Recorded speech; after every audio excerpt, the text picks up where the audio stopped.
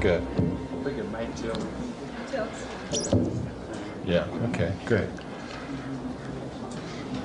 Ladies and gentlemen, I'm here tonight to bring you some revelations, so to speak. We've been asleep for many, many years, and it's time now for us to wake up.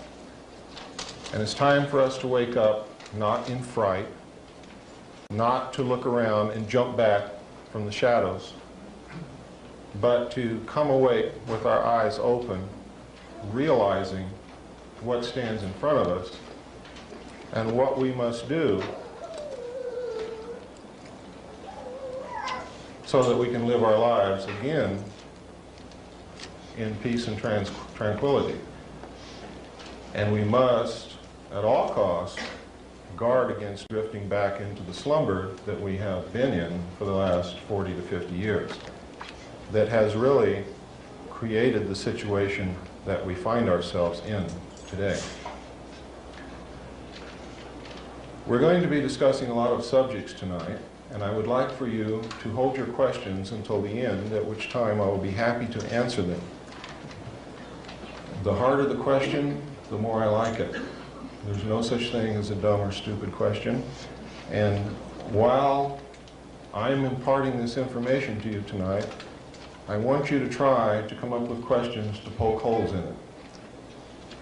And I'm going to answer every one of those questions, because when you leave here tonight, I don't want you to have any doubts in your mind whatsoever about the truthfulness of what you're about to hear. Because it is so important not only that you understand it and believe it, but that you act upon it so that we can do something about it.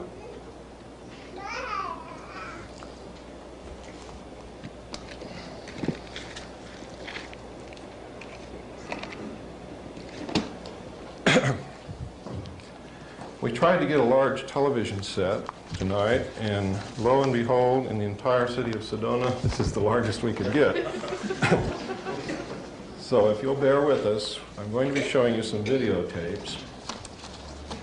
Most of them we're going to play through once, because the audio will be enough for those of you who aren't able to see it from the back.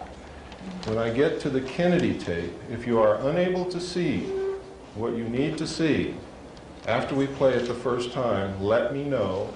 We will then ask the people in the front to stand up and move back, and those of you in the back come forward. We will play it through as many times as we need to. It is important that you know that you've been lied to, that your own government assassinated one of our presidents. And we're going to show that to you tonight. I would like to thank some people now and talk about some material that you're going to be seeing here in the future. I would like to thank especially Eve Bruce, who through long-distance telephone conversations really started this rolling and was the one who put it together for you. I would like to also thank Mr. Ed DeMar, who was sort of in partnership with Eve to bring this about and did an awful lot of work on it, and who has written a book called Lèse-Majesté. It's by Ed DeMar, and it covers or concerns a lot of the material that I'm going to discuss tonight, and a lot of the things that Colonel James Boegreitz is talking about across the nation. I had read a good portion of Mr. DeMar's book this morning, and I have to tell you, it is one of the most in-depth, most well-researched, most well-referenced works of its kind that I have seen, and includes the best bibliography on this subject, which is available for all of you here tonight. You can pick up this bibliography from the table back here, and the reason we put it out for you to pick up is because most of what I'm going to tell you tonight, you can find out for yourselves through your own research. Most of the information that I'm going to give you is not secret. It has been in the public domain for many years. However, we have been extremely, trying to think of a nice word for it, but I can't. The word is really negligent. Asleep. We have abdicated our role as the watchdogs of our government. Instead of reading, instead of questioning, we watch television. We believe everything that Dan Rather tells us, amongst others. He is just one. There are many, and I'm going to tell you a little bit about that later, who lie to you every night on the 6 o'clock news and the 11 o'clock news. So that we get started off on the right foot, I'd like to preface my talk with something I think you need to hear to put you in the proper frame of mind and keep you, I hope, from becoming afraid. Fear is a worse enemy than any other thing that we have to face. Ladies and gentlemen, the world needs to hear the truth. It's long overdue. The world also needs more peace, compassion, and cooperation. We already have too much fear and confusion. And too many people are feeling hopeless and victimized. What is offered here is startling information. And what we ask is that if you choose to accept it, you do so with the understanding that it would not come to our attention now if we did not have the ability to successfully respond. But successful only if we bring our highest thoughts, energies, and feelings to take positive action. We are not here to create more confusion, fear, or negative energies of any kind. And it is important that we not give in to these in ourselves, as it would only add to what the world already has. Fearing and fighting is the old way. We've tried to change the world, and the result has been that those who managed to be the victors brought the same constrictive and negative patterns back into power. We have now come to the threshold of a new understanding, that we must fight fear with confidence, hatred with love, separateness with unity, and beliefs of being a helpless victim with the acknowledgement and acceptance of the power we have to create our own lives and then the world.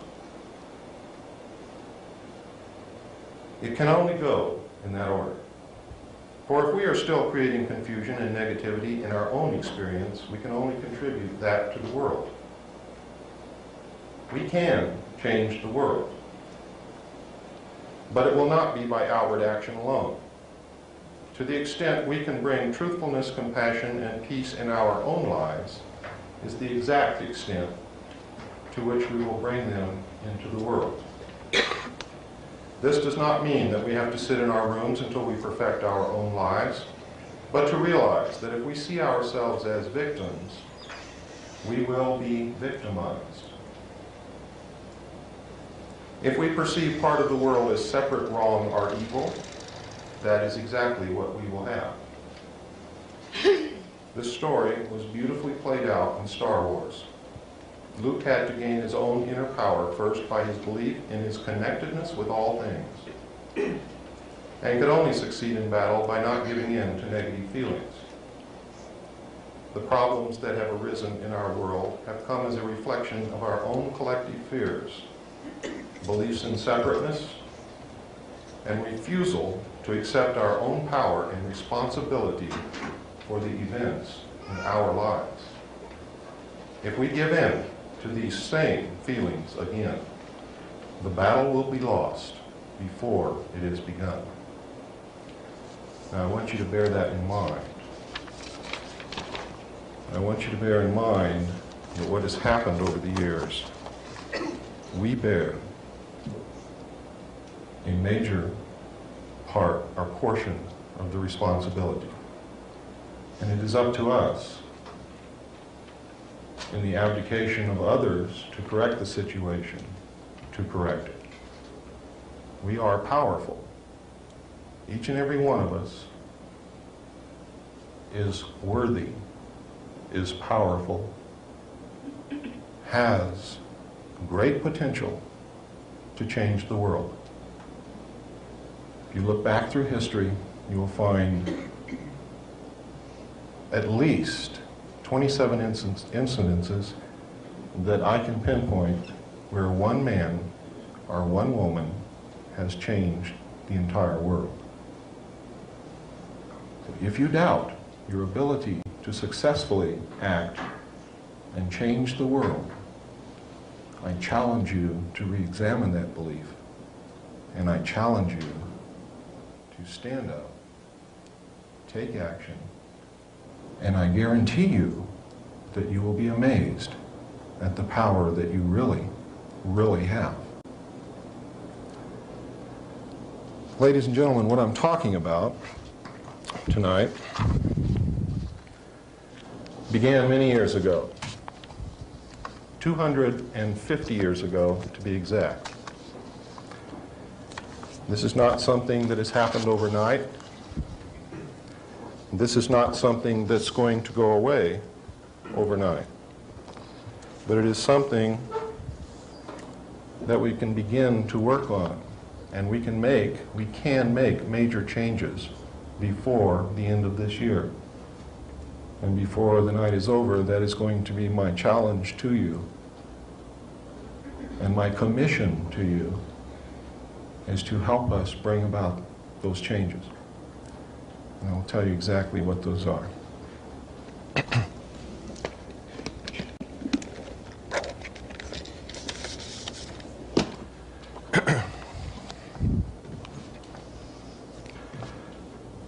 I'm going to brush over the brief history of this because what I want to do is get to the meat of the matter that's happening today, because that's really what concerns us. But you need to know how it all started.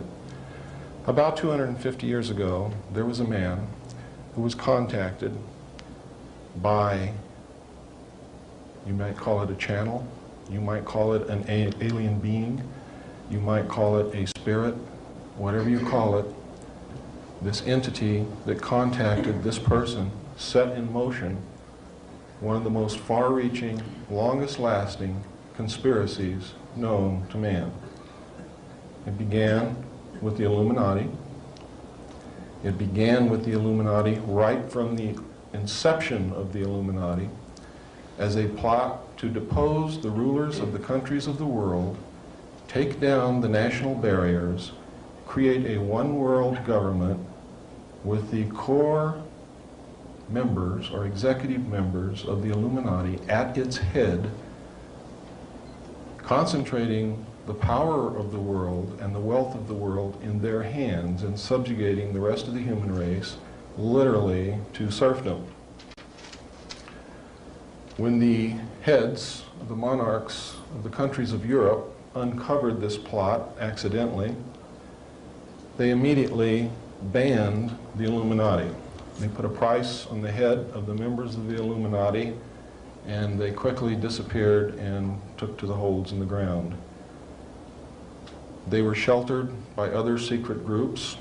You will find that all of the secret societies that are concerned with this particular conspiracy, all through the years, always have levels of initiation for their membership. I'll explain to you why that is a little bit later.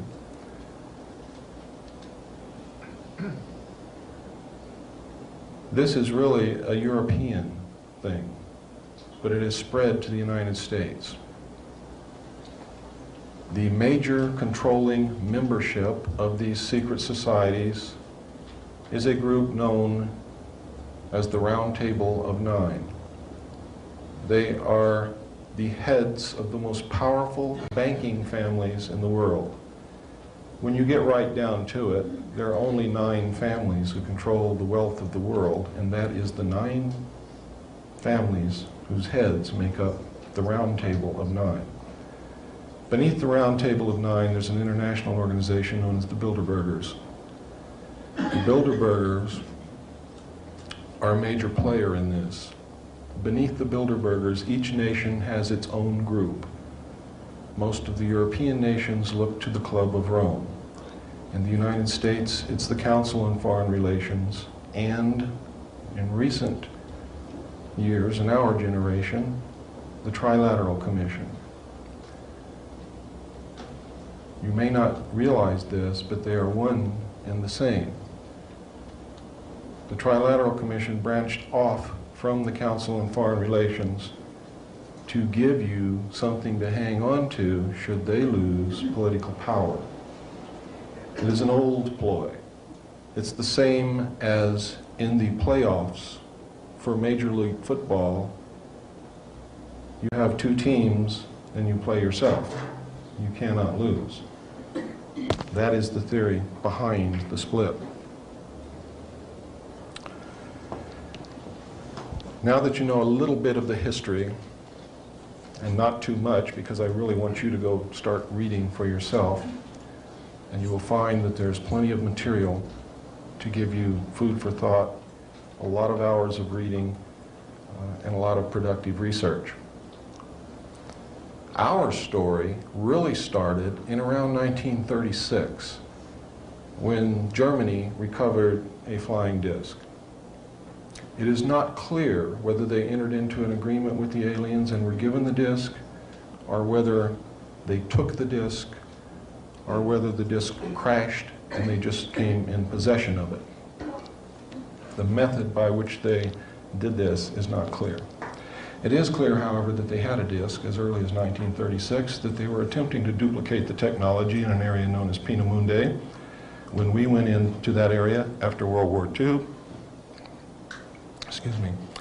and captured Peenemünde, we found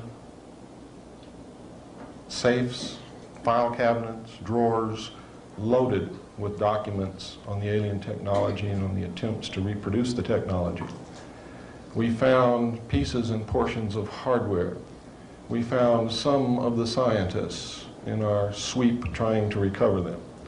Many of them, however, were captured by the Russians. Much of the hardware was also captured by the Russians, and the Russians may have captured the original disc, because we certainly didn't get it to my knowledge. Notice I say to my knowledge, because I was not privy to every scrap of information. When we found this at the close of World War II, we were extremely concerned. We didn't know what to do about it, but we immediately set the scientists about working on trying to duplicate the technology, or at least come up with it on our own. Most of it we did not have to duplicate until 1947, when, as you've probably read or heard, or recently if you watched Unsolved Mysteries last Wednesday on television, you saw what was described as the Roswell incident. The Roswell incident is a true incident. It did occur. It occurred near the city of Roswell, New Mexico. And what actually happened, there was a thunderstorm. A disc was seen flying over two cities in the direction where the wreckage was found. The disc either exploded in the air or hit something in the air. But whatever happened, we know it happened in the air because debris was found in two different locations. There were large amounts of small debris scattered over a ranch that belonged to a Mr. Brazel, who was an old-time cowboy. He was a very honest man and reported it. Several miles away, there was a large, intact majority of the saucer, actually, or the disc, found on the ground with several dead alien bodies. The reason I say several is there are accounts that there were 4. I saw pictures of 3 of those dead alien bodies in a report called Project Grudge, which also included material from a report called Blue Book, report number 13. So, I'm not sure whether there were 3 or 4. I saw photographs of 3 of those bodies for sure. really, it doesn't make any difference if there was 1 or 50. The important thing is that it occurred and that there were dead alien bodies that were not of this world. The technology was not of this world. We could find nothing within that craft that we knew anything about. We could not find electrical wires, we could not find vacuum tubes, we could not find hydraulic actuators, accumulators, control valves. We didn't know what made this thing tick. Immediately, it was classified secret. It was carted away. The press was told, first, that they had recovered a flying saucer. Second, that no, it wasn't a flying saucer, it was a weather balloon. When the local newspaper tried to put it out on the wire service was interrupted, and a message came across the wire to the local news service stating that they were to cease transmission immediately. What they were transmitting concerned the national security. The message was from the Federal Bureau of Investigation. And this is documented. The witnesses are still alive and have so testified to this fact. What happened over the next several years, really that's the most important thing that initially happened. The second most important thing that happened, and there were other crashes in between, the second most important thing that happened is that we found 2 discs in the vicinity of Aztec, New Mexico in 1948, which contained human body parts. Now, this caused the classification to go from secret to way above top secret, because there was a great fear of a national panic. Now, this was before they ever did a study to determine whether or not they believed the populace would panic if the information that aliens were here was disseminated. But they knew that if they told the public, or if it got out to the public by some means, that aliens were not only here, but were flying around in craft which contained human body parts, that's another story altogether. Now, I don't want you to get real concerned about this, because your chances of being affected by it personally are extremely remote.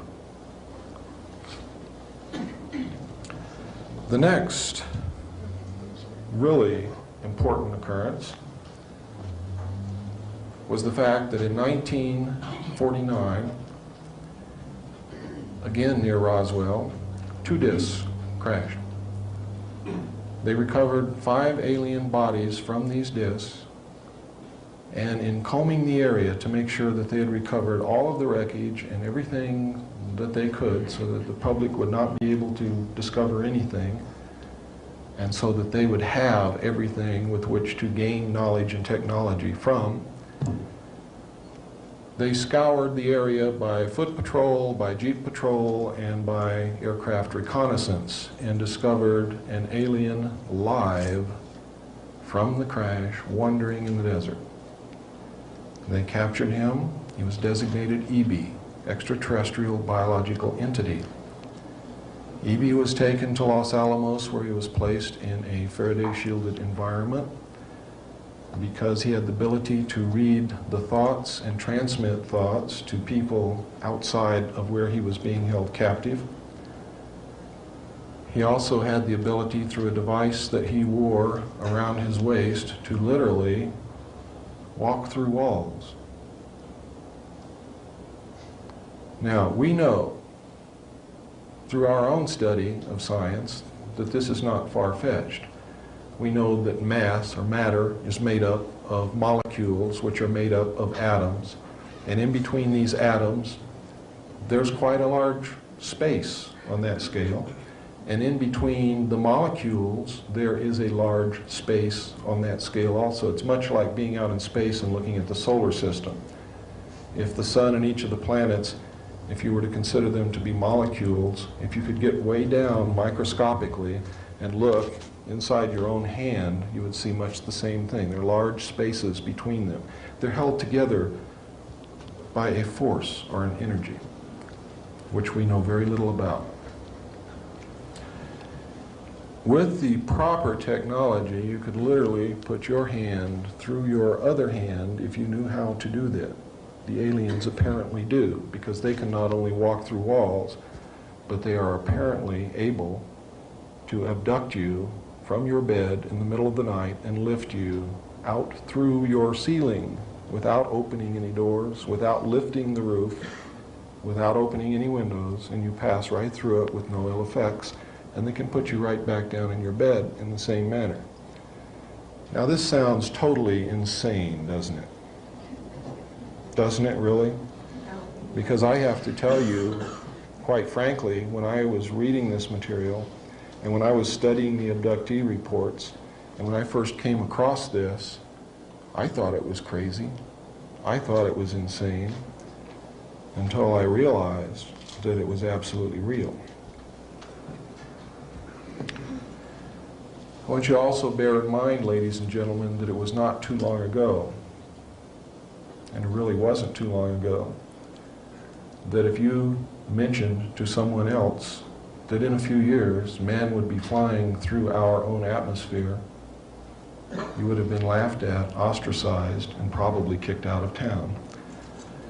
Then not long after that, when we did have aircraft and were carrying passengers through the air, if you had suggested to your neighbor that in a few years a man would be walking on the moon, you would have been laughed at, ridiculed, and maybe run out of town. Literally, when we put a man on the moon is when I realized that nothing is impossible. Nothing ever again can be impossible. The next most important thing that happened after they found E.B. came a few years later. E.B. became ill, and they tried to save him. They were unsuccessful. They didn't know how to go about it. But in an attempt to save him, and also in an attempt to gain favor with this technologically superior race, they began broadcasting out into space for help.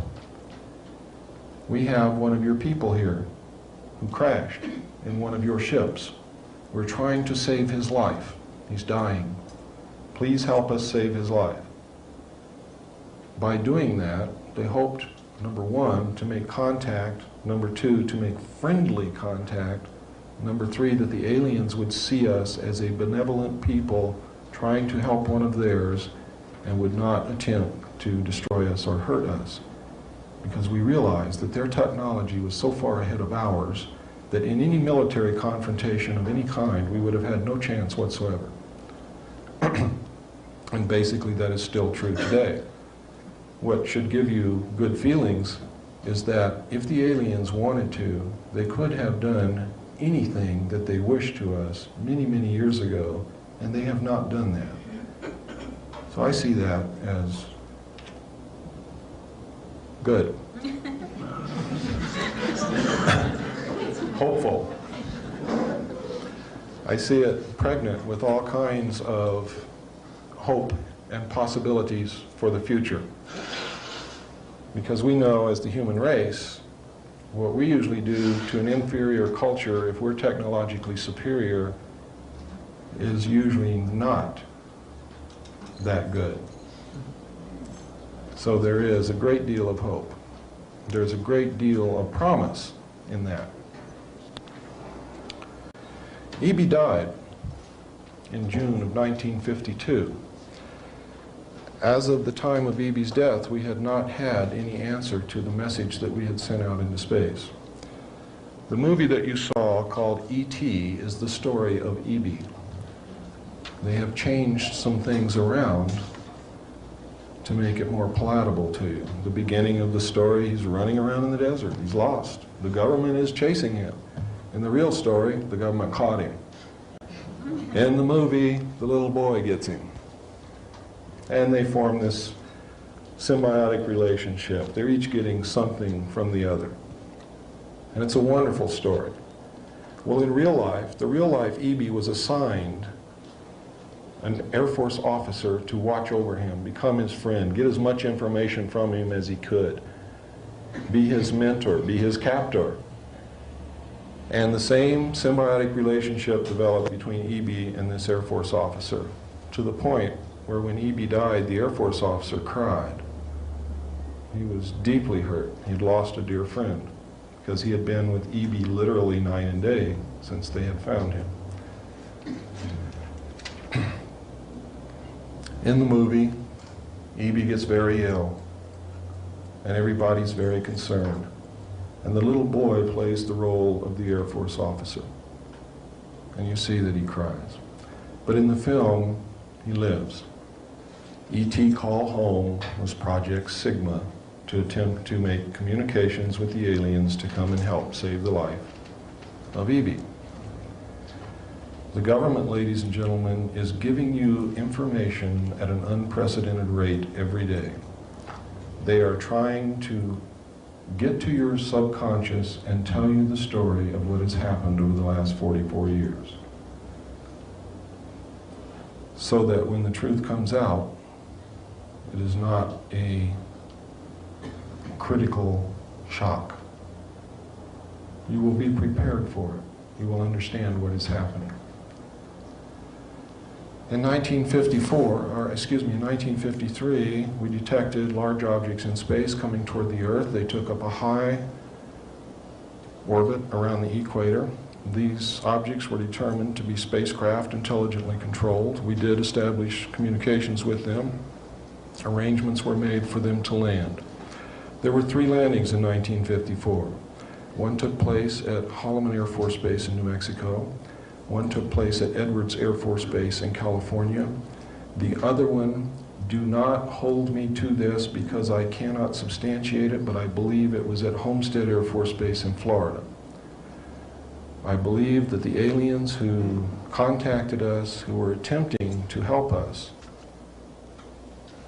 who refused to give us technology, who wanted to help us with our spiritual development, I believe that that landing took place at Homestead Air Force Base in Florida.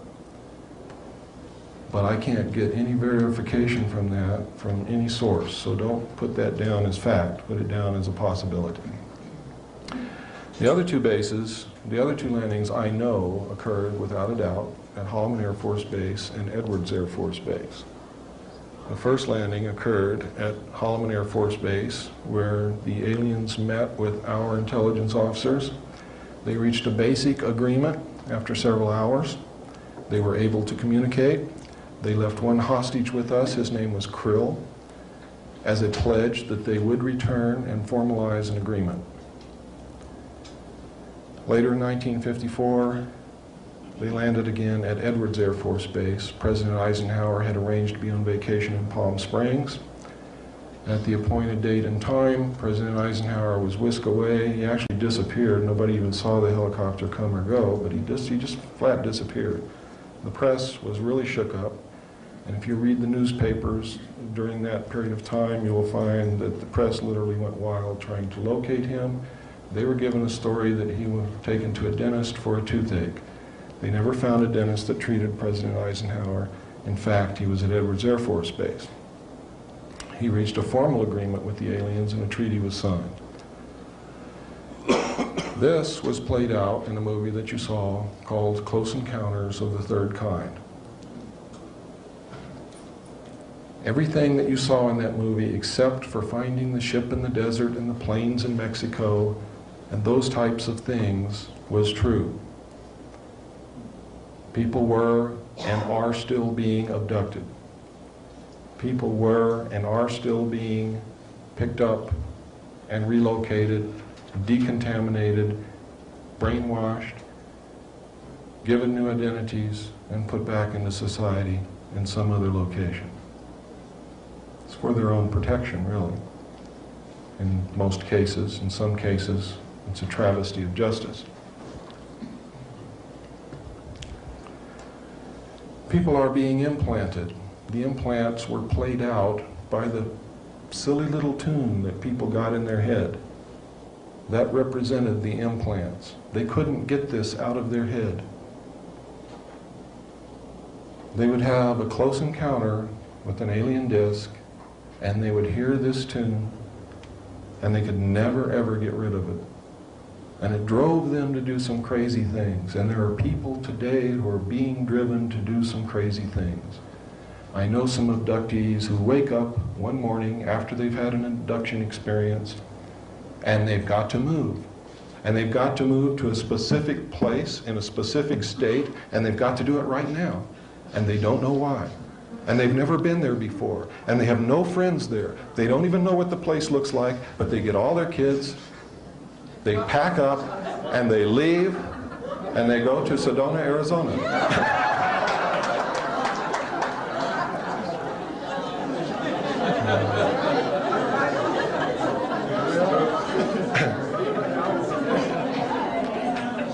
Some of them go to Yelm, Washington.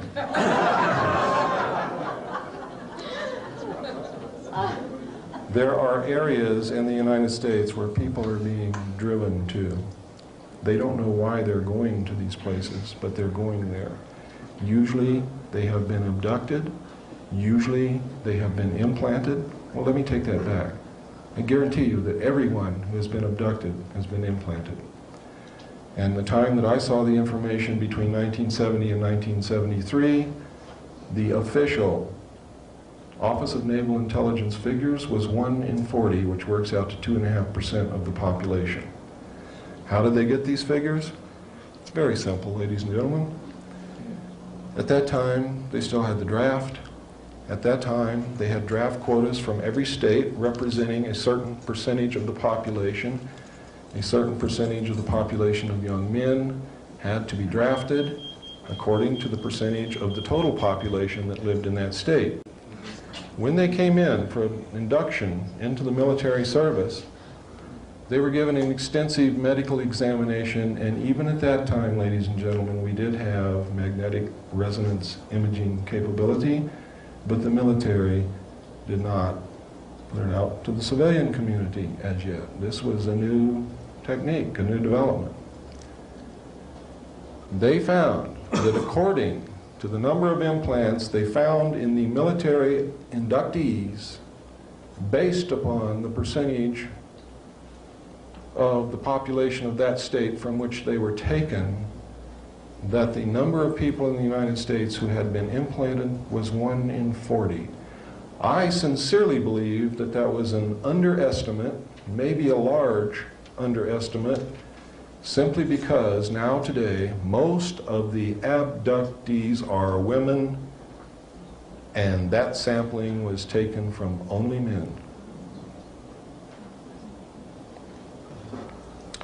Why they're mostly women, I don't know.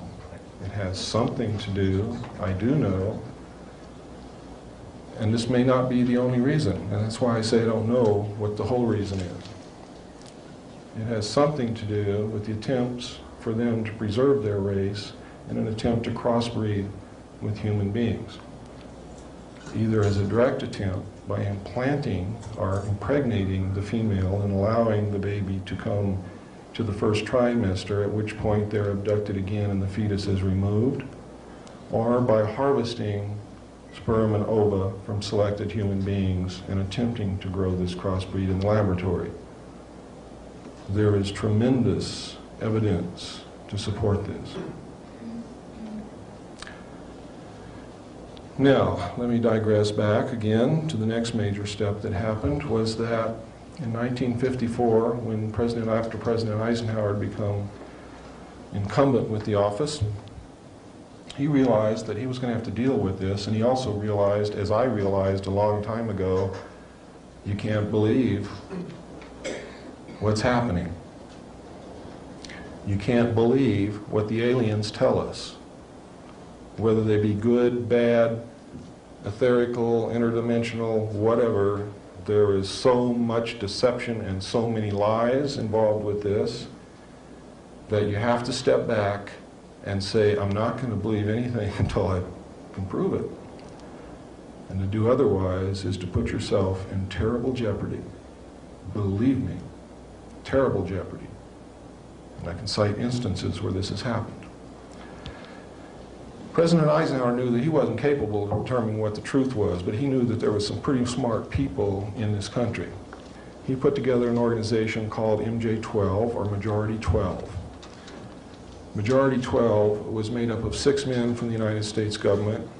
Those 6 men were Nelson Rockefeller, who represented the President, who was the Secretary of State, the Secretary of Defense, the Director of the CIA, the Director of the FBI, and the Chairman of the Joint Chiefs of Staff.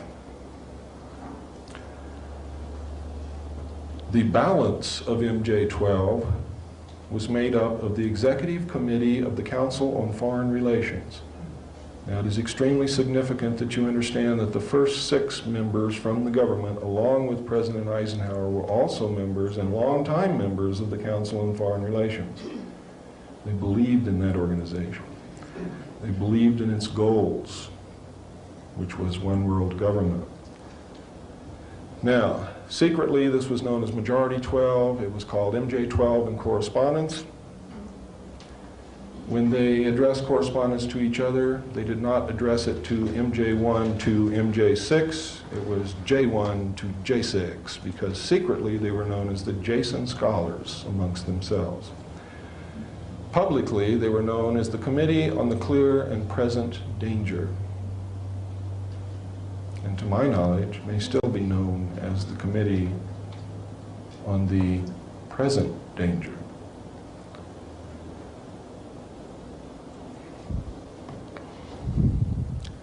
I remember MJ-12 as being 12 men.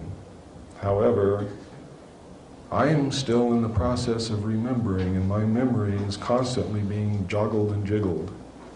And one of the reasons I may have remembered it as being 12 members on Majority 12 is that they had to have a majority of 12 votes to carry anything into action.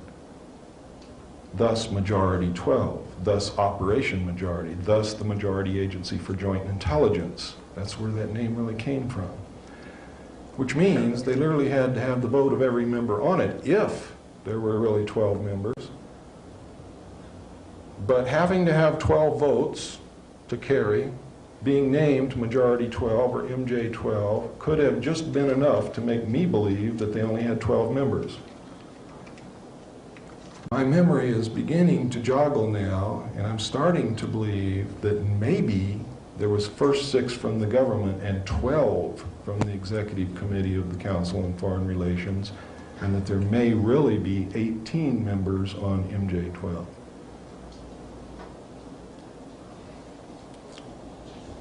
Whenever I believe that a correction needs to be made, first, I wasn't going to do this. But that's wrong not to do that. It's wrong to stick to your guns because you don't want to change anything. That's silly.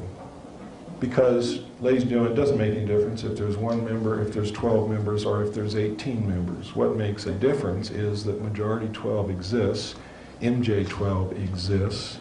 These men were all members of the Council on Foreign Relations, and they are the secret government. That's what really counts.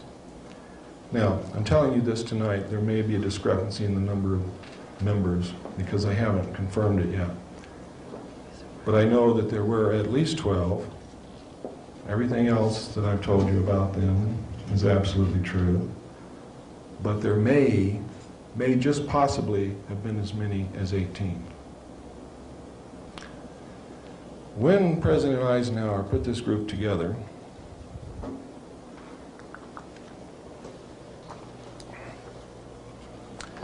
oh, thank you. I didn't realize how thirsty I was.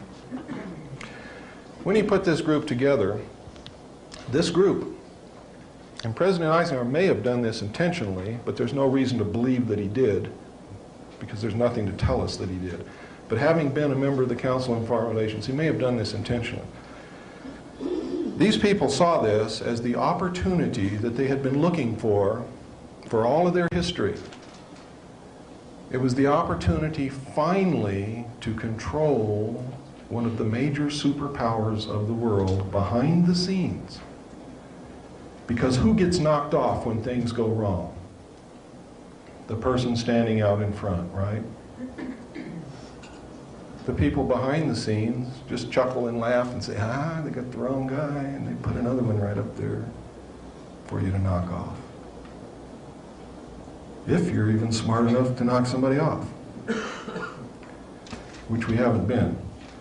The only ones that have been knocked off, they did the knocking off. Through a whole bunch of secret executive orders and NSC memos, which are in fact executive orders, they reached the habit actually of using NSC memos in place of presidential executive orders to prevent the government from falling should the public find out what was really going on. It was to save the presidency. What started out as a means to save the presidency resulted in a means to prevent the president from knowing the truth. Up until President Bush, President Eisenhower was the last president who knew the entire truth. And when he left office, he could see what was happening. He was a very intelligent man. He could not have been the overall commander of all Allied forces in Europe with 5 stars and then reached the office of president if he had been a dummy. He was not Dan Quayle, I can guarantee you. He knew what was happening, and he attempted to warn us when he left office. He told us quite bluntly and in no uncertain terms to beware of the military-industrial complex. And who is the military-industrial complex? It is the members of the Council on Foreign Relations, and since the inception of the Tri-Lateral Commission as well. The Council on Foreign Relations and the Tri-Lateral Commission control the board of directors, the majority of the stock, and usually the president and CEO of all the major corporations in the United States of America, including the news media, the major publishing interests, etc., etc., etc. Usually the president and CEO is a member of the Council on Foreign Relations and are the Tri-Lateral Commissions. Many of them have dual membership. The board of directors is always controlled. Council on Foreign Relations and Tri-Lateral Commission members own the majority of the stock. Nelson Rockefeller and David Rockefeller and the Rockefeller Foundation and the Ford Foundation and the Carnegie Foundation, which, by the way, the Rockefeller family owns the Ford Foundation and the Carnegie Foundation, believe it or not, own the majority of the stock in the major corporations in the United States of America.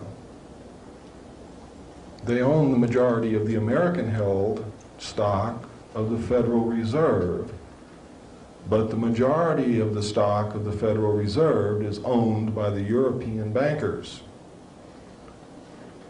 America has been sold right out from under our noses. It doesn't belong to us anymore. It belongs to a secret government, a secret worldwide government, which pulls the strings, which says, we want this to happen here, and it does. We want this to happen here, and it does, invariably. These men are playing a game of chess on a level that we have never imagined. They're playing chess with the world. And we don't know how to do that. We can't even conceive of that. So let's not be concerned with the world. Let's just be concerned with our country, because they cannot succeed with the world if they cannot succeed with the United States. And with your help, they will not. Where do the aliens fit into this? I've told you the most important incidents that have happened. Everything else is really trivial. I've told you about the abductions, the implants. I've told you about the mutilations, the body parts being found on the craft. I've told you about the agreement. I've told you that they're here. I've told you that we have their technology. Those are the important things. Whether they're at Area 51 or at Tonopah or down in Alabama, doesn't make any difference. They're here. The invasion is over. It's all over. Don't look for an invasion from space. It has already occurred and is over with.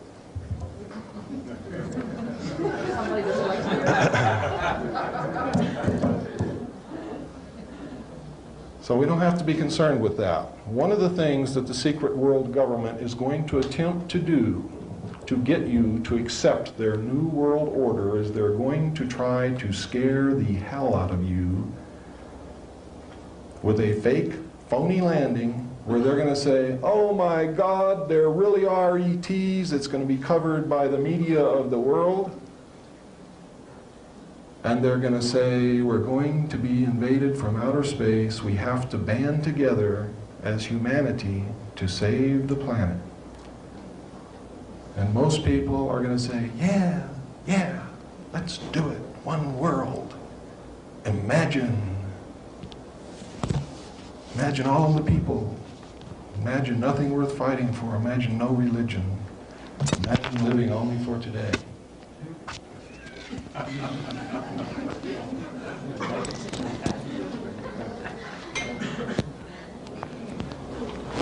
These events are always fun and unpredictable.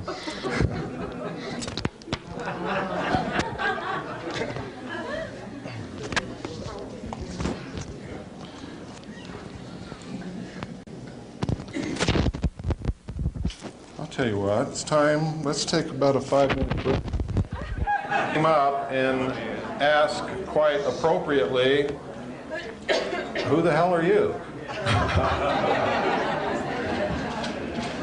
And I used to start all of my talks out with who I am, where I'm coming from, how I saw this information, and what my stance is on it.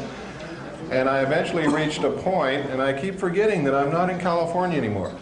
I reached a point where people would say, we already know who you are, tell us what you got to say. So I stopped doing that, but now I'm in Arizona, and I realize that whereas in California I'm very well known, here I may not be as well known.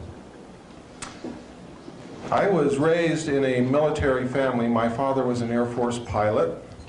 He is a retired Air Force colonel at this moment. When I was a child, I heard stories about Foo Fighters and crash discs and things not of this world and strange sights up in the sky, and saw pictures that pilots took simply because I was the son of a pilot. Not because anybody was taking the time to show me. I just happened to be there when these things were discussed and when these pictures were shown and passed around. And usually was underfoot and eventually was kicked out and exiled to the back bedroom or the backyard.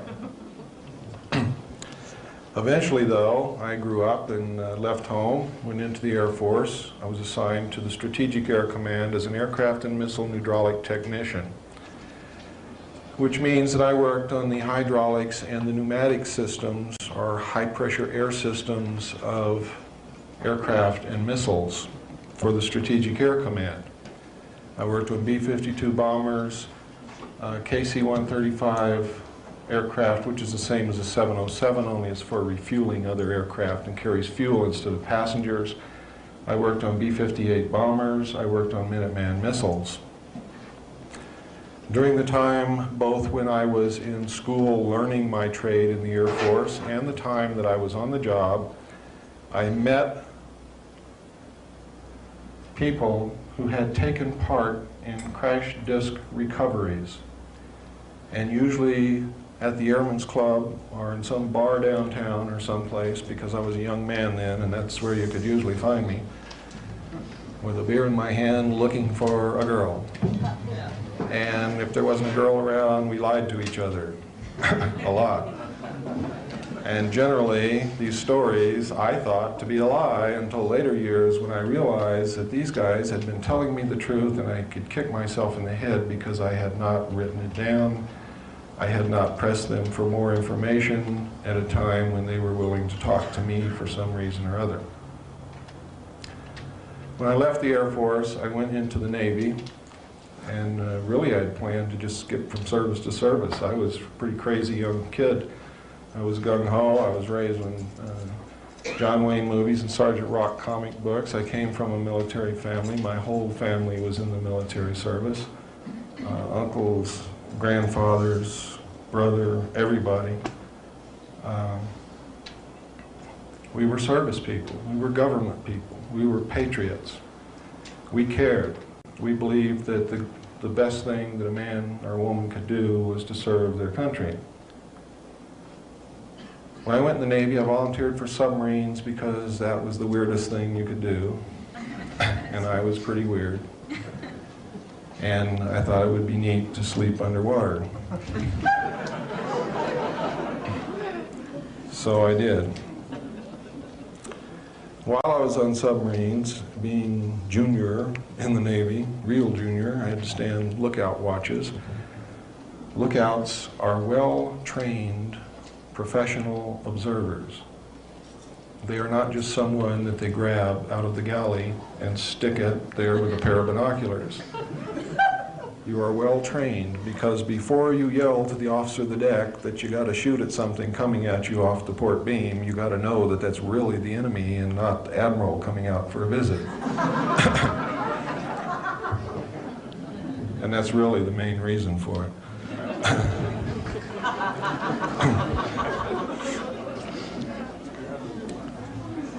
So we were trained observers. Now this is extremely important to me personally because without this experience I probably would not have lent the importance that the later information that I was going to see, I probably would not have realized how important it was. While on lookout between the Portland, Seattle area and the Pearl Harbor area, while we were traveling on the surface as port lookout, I saw a craft the size of an aircraft carrier exit the water at a range of approximately 2.5 nautical miles off the port quarter. The port quarter is approximately 45 relative degrees off the port bow. Port is your left. Left, port wine is red. That's where the red light is on a ship. Okay, now we got through that. I was stunned. I knew that I had just seen something that was absolutely incredible and nobody in the world would believe that I saw it and nobody else saw it. And I was faced with the dilemma. I'm the port lookout. Something just came up out of the water that could destroy us in a second. It was a machine. It was intelligently guided. I knew this. It was as big as an aircraft carrier. It was the most important, earth-shattering thing that had ever happened to me in my life because I saw it, I realized what it was, I knew I wasn't dreaming, there was nobody around who could be manipulating me in any way, shape, or form, and it was my responsibility to report this. Are you kidding? I'm going to tell the man who writes my performance report that I just saw this thing come out of the water? You got to be nuts. But I had a responsibility to the safety of the ship, the boat, which we call submarines, boats, not ships, to the boat and to the crew. So I had to devise a method to report this. And what I did was I told the officer of the deck, Ensign Ball, I said, Ensign Ball, I saw something about 2.5 nautical miles off the port quarter, but it just flashed and I don't know what it was. Could you please help me scour that area to see if we can find it again? Now, I didn't really believe that this thing was going to show up again at all. Well, the starboard lookout heard this conversation and he turned around and started looking too, which he shouldn't have done because you're never supposed to desert your own field of responsibility, but he did. At about that time, the object came, or this object or another one just like it, came back down out of the clouds and entered the water.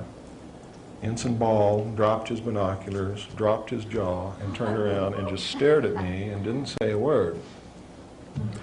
And then he turned back around and he just stared off into space for a couple of minutes. And then he turned around and looked at me again. And he said, "This had to happen on my watch."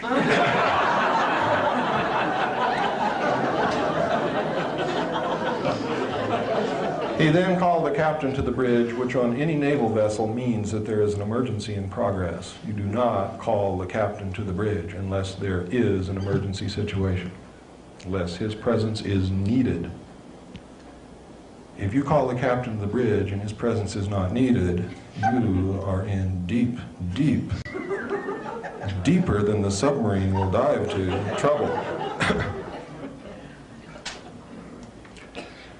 And it's lucky they didn't have submarines in the old Navy when they killed people. Now, the captain came to the bridge, and so did the chief quartermaster, because it was his job to come to the bridge with the captain with a 35mm camera anytime anything like this happened. This event repeated itself several times over a 7 to 10 minute period, and we watched it. They would exit the water, go and disappear in the clouds, and then another ship, or the same ship, would re-enter the water. Eventually, it stopped. We were told by the captain before we left the bridge, not to discuss it with the other crew members, that it was classified top secret, and that we were never to mention it to anyone. Now, the crew knew about it.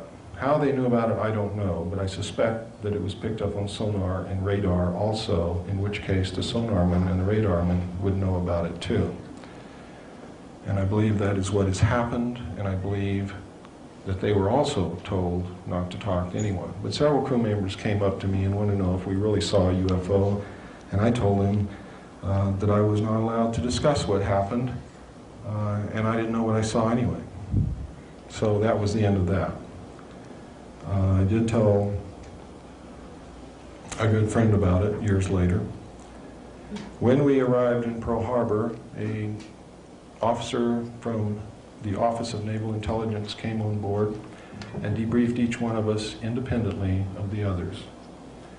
I do not know what went on in the debriefings of the other personnel involved, but when I went in, he began to ask me. I didn't know what I saw anyway. So that was the end of that. I did tell a good friend about it years later. When we arrived in Pearl Harbor, an officer from the Office of Naval Intelligence came on board and debriefed each one of us independently of the others. I do not know what went on in the debriefings of the other personnel involved, but when I went in, he began to ask me what I saw. When I began to describe to him what I saw, he became very upset, even enraged. And having come from a military family, having a father who was an Air Force pilot and an officer, having served 4 years in the Air Force, I knew what this man wanted to hear. It was obvious to me. So I told him what he wanted to hear so that I didn't have to go through with what I knew I would have to go through if I told him anything else. So I told him, sir, I did not see anything. I don't know what you're talking about. And he said, that's the spirit. I had to sign a security oath. I was dismissed, told that I was a good sailor, had a good future with the Navy, and I left. On the way out, Seaman DiGirolamo was braced up against the bulkhead in the passageway, and I whispered to him, tell him you didn't see anything. And I don't know whether he did or not, because we never talked about it again amongst ourselves. Several years later, I was trained again. Well, in between this, I struck, or striking is what you call trying out for a certain particular job. I was striking for quartermaster, which is navigation. It's where you navigate whatever ship or vessel you're on. I made it, was promoted to third-class quartermaster. Eventually was promoted to second-class quartermaster. I was then trained by Naval Intelligence in my secondary NEC, which is 9545, which is internal security. I was then sent to Vietnam, where I was given a multi-million-dollar patrol boat. I was given 5 other lives to take care of and mother and be a friend to and be a daddy to and everything else, and was given a river, and everybody that lived on both sides of that river, and said, Bill, go out and kick their butts. And while you're out there, try to collect as much intelligence as you can, try to learn as much as you can from the local people, try to make friends with them, keep the river safe and secure, etc., etc., etc. While I was there, I learned that there was much UFO activity in Vietnam, an awful lot of UFO activity. They were called in official reports helicopters, enemy helicopters. Well, anyone who knows anything about Vietnam, if you look in documents released about Vietnam under the Freedom of Information Act, you will find many reports of any enemy helicopters attacking our troops, attacking the enemy's troops, taking villagers away from their villages. The truth is, ladies and gentlemen, North Vietnam had no helicopters, period. They were really, it was really UFO activity. When I came back to the United States, I was assigned to the Commander-in-Chief of the United States Pacific Fleet and was specifically assigned to the intelligence briefing team for Admiral Bernard Clary, who at that time was the Commander-in-Chief of the United States Pacific Fleet. While serving in this official capacity, I had occasion to prepare briefings on flaps. You know what a flap is? I mean, something's happening right now, and it's very important, and everybody's concerned about it, and all the admirals are in the command center, and they want to know what the hell is going on, and they want up-to-date information, and they want the plots correct, and they want to know who's over here, and what's the closest ship, and how fast can we get a United States Marine unit there. That's what you call a flap. In other words, everybody's throwing it all in the fan, and it's all coming out on me and the other people who were with me. It was our job to provide this information on a 24-hour basis. And specifically every day, we would come in very early in the morning, about 4 a.m., and we would prepare a briefing which took place at between 8 and 9 o'clock whenever the Admiral was ready, because we didn't tell him when to be there. He told us when he was there, and when he was there, we had to be ready. Between 8 and 9 o'clock, usually, we would present a briefing to the Admiral and his chiefs of staff. Now, you have to remember that this man had reason to know what was going on in half of the world, because he's literally responsible for the Pacific Ocean and the Indian Ocean and everything in between, including the land masses. In case of a nuclear attack or a nuclear war or any kind of a war, it is the United States Navy that will deal the primary blow to the enemy, will deliver the war to the enemy first, and will usually carry it through to the end. And that is the truth. So he had the need to know everything that happened in that part of the world. When alien-connected incidents occurred, we would get top secret messages marked magic, restricted information. That is not an obsolete security classification. And the first time it was used was not in the Nixon years. It has been used on alien-connected material since the beginning. So don't believe everything you hear. When we got these messages, usually all hell would break loose. It was of the utmost importance.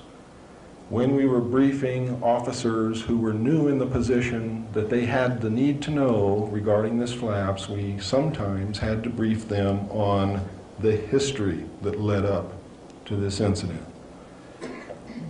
So then I had access to documents containing the history.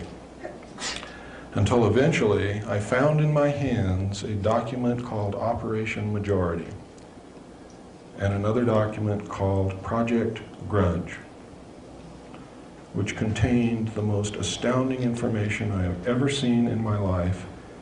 And from that day forward, my life has never been the same.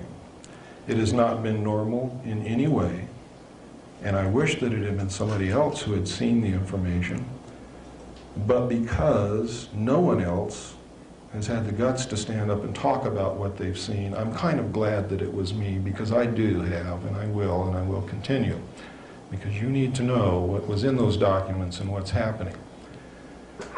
Now, if I had not seen the UFO with my own eyes first, I would have thought that this whole scenario that I saw in these documents was a hoax. Not perpetrated by the Navy or the Office of Naval Intelligence or the United States government to fool me or to fool anybody else in the Navy. I would have thought it was a hoax after I had read Operation Majority that outlined the plans for the secret government, the secret world government, to come into power I would have thought that it was a hoax to scare you into bringing that about. And I still think that they're going to use it to try to bring it about. And I want to warn you beforehand not to believe a word they tell you when they tell you there's going to be an invasion from outer space. Because there's not going to be. It's already taken place. Because I saw what I saw on board that submarine, and because of the research that I've conducted since then, I know that it's real. It's not a hoax. It's not something to propel this world government into position. It's real. There's aliens here. They're just as real as you and I. And I'm here to tell you about it. And there are other people talking about it, and there have been throughout the history of this thing, only, especially in the early years, anybody who tried to talk were killed, were sent to mental institutions, just flat disappeared and they never knew what happened to them. Or all of a sudden, Joe Blow was working in a garage and now he's got a nice job in the government, making 3 times what he was making in that garage, and he doesn't talk to you anymore. Those things were commonplace. They have still been commonplace up to the present time, except in recent years, people are starting to learn how to prevent it from happening. And one of the ways is you get squarely in front of the public and you stay there. Because I'm going to tell you this right now, and you can bank on it. You watch me every day of my life. If anything happens to me, you don't have to do any more research. You know damn well everything I'm telling you is true. And they don't want you to know that. So they're not going to touch me unless they can make it look like an accident where you will believe that it's an accident. And I'm telling you right now, they know how to make people die of heart attacks, strokes, brain hemorrhages. They know how to make people fall down the stairs. They know how to make people commit suicide, or at least look like they committed suicide. And if you don't believe that, look at what happened to the 20 material witnesses who were close enough to the car to see William Greer shoot President Kennedy within 2 years of the time it happened. They're all dead. The odds of them all being dead is something like 300,000 trillion to 1. Some of them apparently, I say apparently because that word means that's what it looks like, committed suicide. One died of a karate chop to the neck.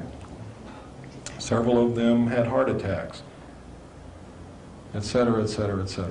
One man hung himself. They were all murdered. All of them. They were murdered by the Central Intelligence Agency. William Greer was the assassin who killed President Kennedy. He was a Secret Service agent. I'm going to show you the film here shortly. Many of you wonder, well, if that's really true, how come Jackie Kennedy never said anything? If the Secret Service, the highest protective body in the United States assigned to protect the President of the United States, just shot President Kennedy, who in the hell is she going to tell? Me? I can't do anything except tell you. The FBI? J Edgar Hoover is one of the men who ordered his assassination. He was a member of MJ-12.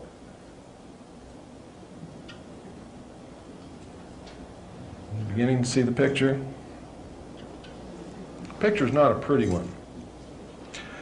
What has happened is these men who throughout history have been trying to figure out how they can control the world, all of a sudden discovered how they could do it.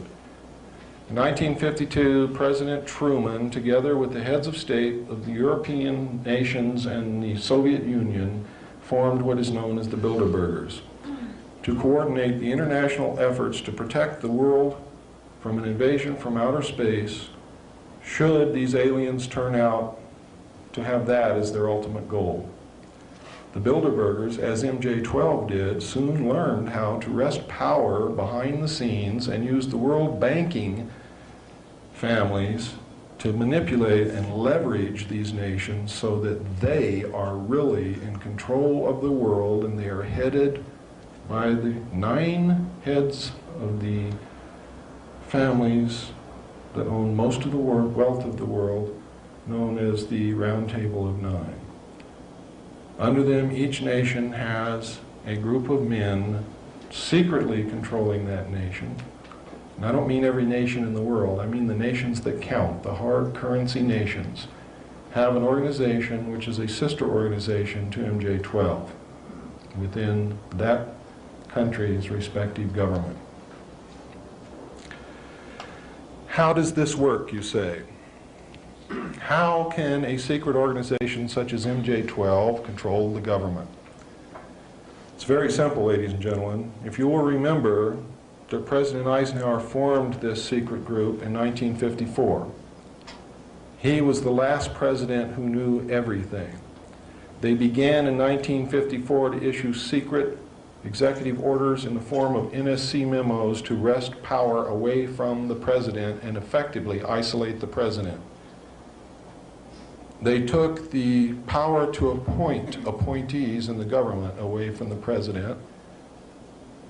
And if the president wants to appoint someone whom they don't want him to appoint, they have a way of embarrassing the president to get him back into line, or getting rid of him altogether, or making sure that he doesn't get elected if he's not willing to play the game. The result has been, ladies and gentlemen, that today every major member of the United States government is a member of the Council on Foreign Relations and the Tri-Lateral Commission, or the Tri-Lateral Commission, but usually the Council on Foreign Relations and the Tri-Lateral Commission. They usually have dual membership. Every one of them, not just a few. You see, it started off in 1954, there were just a few. Truman's years, there were hardly any. Eisenhower got in, he was a member of the Council of Foreign Relations. He appointed some. After that, when they took the power to appoint on themselves, they told the president who to put in those positions, and that's who got those positions. And today, the Council on Foreign Relations and the Tri-Lateral Commission is the government. The government is not representing us. They are representing the Council on Foreign Relations and the Tri-Lateral Commission and the secret world order. Please, when you go out of this room, look it up yourself. Because if I hear from you that you don't believe it, I'm going to say, did you check on what I said? Did you go to your library? Did you pick up the bibliography that we left for you on that table? Did you go read those books? If you tell me no, I don't want to hear what you have to say anymore. Because I can bring you a message, and I can tell you what that message is. I cannot march into battle by myself. I will be literally creamed. You must be beside me as I march, as Colonel Bo Greitz marches, as John Lear marches, as Bill English marches, as any of the other true patriots in this country are marching to try to clean up our government. Because we can't even begin to deal with an alien force because we don't have the power to make treaties. We don't have the power to make agreements. We don't even have the power to sit down and hold a discussion. We do have the power to get rid of the ones who are not representing us and put people in who are representing us and demand that the crooks be prosecuted and get thrown in jail. We have the power to clean up our government so then our government can represent us and then we can deal with an alien question. So what I'm telling you tonight is forget about the aliens because you cannot hope to deal with them until we clean up our government. Once we clean up our government, then we can deal with the other problems. Until then, we cannot. Because you can't make a treaty for me. And you can't make a treaty for her. And I can't make a treaty for any of you. It takes our government to do that. Now, I want you to understand, I do not and never have advocated the overthrow of the United States government.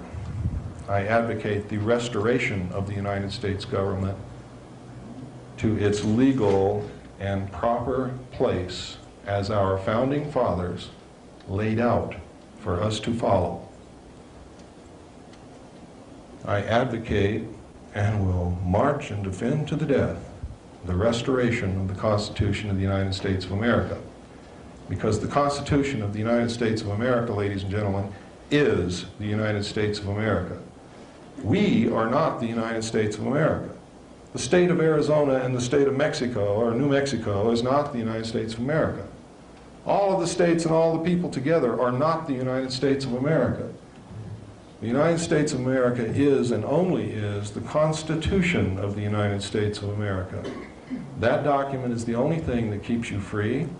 That document is the only thing that gives you freedoms and guarantees them. That document is the only thing that keeps people from taking your freedom away from you, along with one of the clauses that they gave us in that document, which was the right to keep and bear arms. And I know that that issue is controversial, but let me explain to you why it is in the Constitution. In history, all throughout history, when a despot or a conqueror or a wicked person wanted to subjugate the people, if the people were unarmed, it was easy for them to do that. In fact, it was a foregone conclusion. The only thing that has prevented that from happening in the United States is the fact that most Americans throughout our history up until recently have always had at least a .22 rifle in the closet. And no one could ever successfully march against an armed population which believed in themselves. We've lost a belief in ourselves. We've lost an understanding of the Constitution. We've lost the meaning behind it. We don't understand what our country is. We don't understand what keeps us free. And the secret government is manipulating you daily into begging them to take away your freedoms. And some of you here in this room have been begging them to take away your freedoms. You've been asking them to take away your right to keep and bear arms, which is the only thing that keeps them from destroying the Constitution, declaring martial law, and forming this world order right now. The only thing preventing that is the guns in our closets. That's all, because they would have done it years ago if it had not been for that. Many of you right now in this room have been screaming for the government to take away some of our freedoms in order to get the drugs off the streets. You've been saying, I'm willing to give up some of my freedom to get rid of this terrible plague. Let me tell you, ladies and gentlemen, it is your government who imports those drugs and who is selling those drugs to your children, and has been from the very beginning. And the only ones that they ever catch or allow to be caught are those who are in competition with them.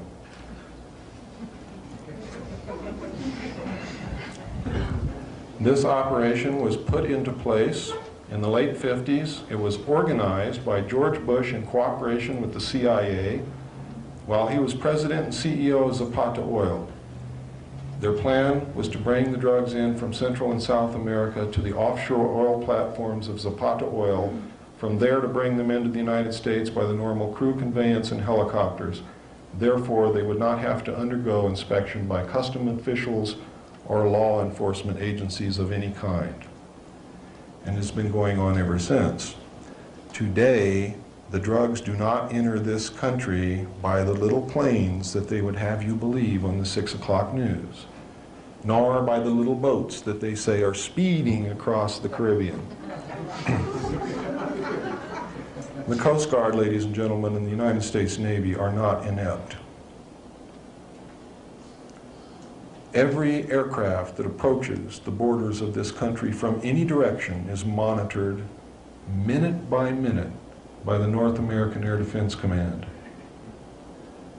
The drugs, ladies and gentlemen, are brought into this country on CIA proprietary contract aircraft and military aircraft and land on CIA facilities in the United States and on military air bases, and Homestead Air Force Base is one of those bases where those planes land. Recently, Colonel James Bogreitz, in the last few years, went to the Golden Triangle area to try to bring back American prisoners of war who we know are still being held. We've always known it, the government has known it. They have misused the Office of Prisoner of War accountability to transact these drug deals. So they don't want the prisoners of war to come home. Well, we didn't know that until Bogreitz went over there and talked to a gentleman by the name of General Kunsa, who is the drug overlord of the Golden Triangle. I've talked extensively with Colonel Greitz about this. I have all of his information. And coupled with mine, it paints a very bad picture. General Kunsa says that every year, government agents, high-level government agents, are purchasing 800 tons of pure heroin and shipping it into this country from him. He wants to stop it. He is willing to stop it. He wants us to give him a crop substitution program so that his people do not have to raise poppies and process heroin in order to survive.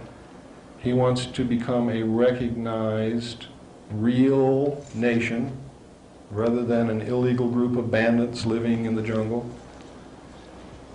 And George Bush and the United States government says there is no interest in doing that here. He's willing to stop 800 tons of pure heroin from coming into this country every year, and George Bush says, we're not interested in doing that here. Furthermore, we're not interested in hearing who these government officials are that he says he's selling these drugs to. Furthermore, Colonel Bogreitz, if you don't shut your mouth, we're going to lock you up in a federal prison and you're never going to get out. And they tried. You see, it was the United States government that sent Bogreitz to Southeast Asia to bring prisoners of war back. Colonel Bogreitz is the most decorated man to come out of Vietnam and one of the most decorated heroes that this country has ever had. They sent him in there because of that, and they gave him a lot of press. And every time he went in, they warned the enemy beforehand, usually by Radio Free America, in their own language, warned them by name who was coming, how they were coming, what route they were going to take, so that they would not be successful. But it made the administration look good because they were sending somebody over there to do it. But every time he went, he had to use a phony passport that the Department of Defense gave him to use to accomplish his mission. So I'm going to show you a short tape right now. I want you to pay a lot of attention to this, please.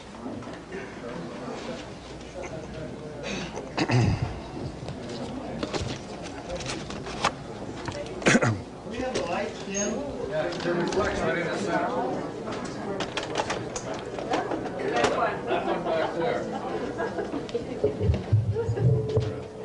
Where's the project?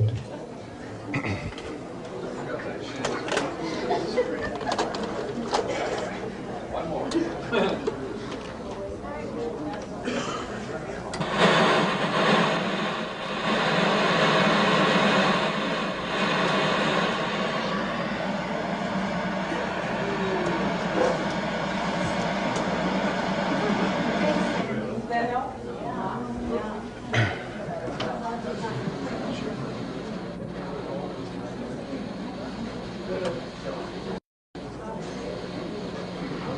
On April 18, 1989, what many Americans regard as the most important trial in the United States began with little fanfare in Las Vegas, Nevada federal court. Although it was well covered by the local media, in stark contrast to the Oliver North trial, the national print and broadcast media were conspicuously absent. It was almost as if an invisible dome had descended over Las Vegas to prevent any satellite uplink from reaching the rest of the nation. For nearly 2 years, Lieutenant Colonel James Bo Grites had been under indictment for misuse of a passport. The charge had been leveled at Grites as a result of a trip he made to Burma in 1986. U.S. government prosecutors have contended that Grites lacked official sanction for his activities in Southeast Asia in pursuit of American POWs and missing in action. Grites, one of the most highly decorated Green Beret commanders of the Vietnam era, has countered that he has been so charged in order to shut him up about his discovery in the Golden Triangle headquarters of General Kun Sa that high-level U.S. officials and intelligence operatives have been actively involved in massive drug smuggling for over 20 years. And the finance support was controlled given by Richard Armitage, who stayed in Vietnam at the time. And after the Vietnam War, Richard Armitage was a prominent narcotic personnel, prominent trafficker in Bangkok. Yeah, after the Vietnam War. Countless attempts to place this evidence before Congress and the national media have been met with responses ranging from polite rebuffs to outright refusal. Repeatedly during the course of preparation for the trial, the 3 successive U.S. attorneys prosecuting the case stated that they would drop the charge if any evidence of official sanction for his travel had been presented. Although Grites had offered testimony from several witnesses, including U.S. officials, verifying this, the judge attempted to exclude such testimony in preliminary hearings, even to the extent of issuing a gag order. To most knowledgeable observers of the case, it had become very clear by the start of the trial that this was indeed an official effort directed at the highest levels of the U.S. government to railroad Grites. We think that Bo Grites is right, and that these charges against him are unjust. He's a great American hero. The government says this case isn't about politics or foreign policy, but Grites and his attorneys are trying to prove otherwise. I'm glad to get some facts before the public. It's not me on trial here, it's the government and their drug smuggling, and it's the prisoner of war issue. And it's been me who's been wanting to get this thing over with. During opening arguments, Grites' attorney Lamont Mills told the jury he won't dispute the government's charges. Mills admits Grites did use a false passport when he returned to the country in late 1986, but he says the real story is why he did it. Grites maintains the government sent him to Southeast Asia on a mission to find POWs, but the White House and the Pentagon deny any involvement. I wanted to go to trial because this story needs to be told. I felt through a jury trial, a public trial, that the plight of the prisoners of war might be focused upon, and government involvement in drug smuggling to promote covert operations that Congress will not approve of should be focused upon. The U.S. attorney says the case is not about politics, but about the simple misuse of a passport. Hey, look, I got better things to do than prosecute deer can commandos, I can promise you that. What's your reaction to the government calling you a deer can commando?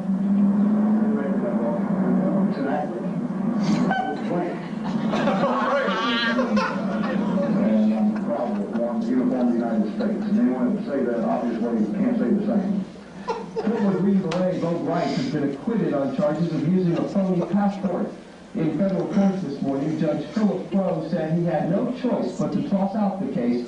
He says the government charged Grites under the wrong statute. Former Green Beret Bo Grites is a free man tonight. The federal judge has thrown out a felony passport charge against him. Federal Judge Phil Crowe dismissed the case against Grites today, saying the government simply brought the wrong charge. Grites says he's pleased with the judge's decision, but that he still has a story to tell about what's going on in Southeast Asia. It's not over until the prisoners of war are home. It's not over until Richard Armitage is investigated and this government drug business is exposed. It's sweet and sour. No one likes to win a victory because the enemy fouls out. We don't even get a chance to take the field.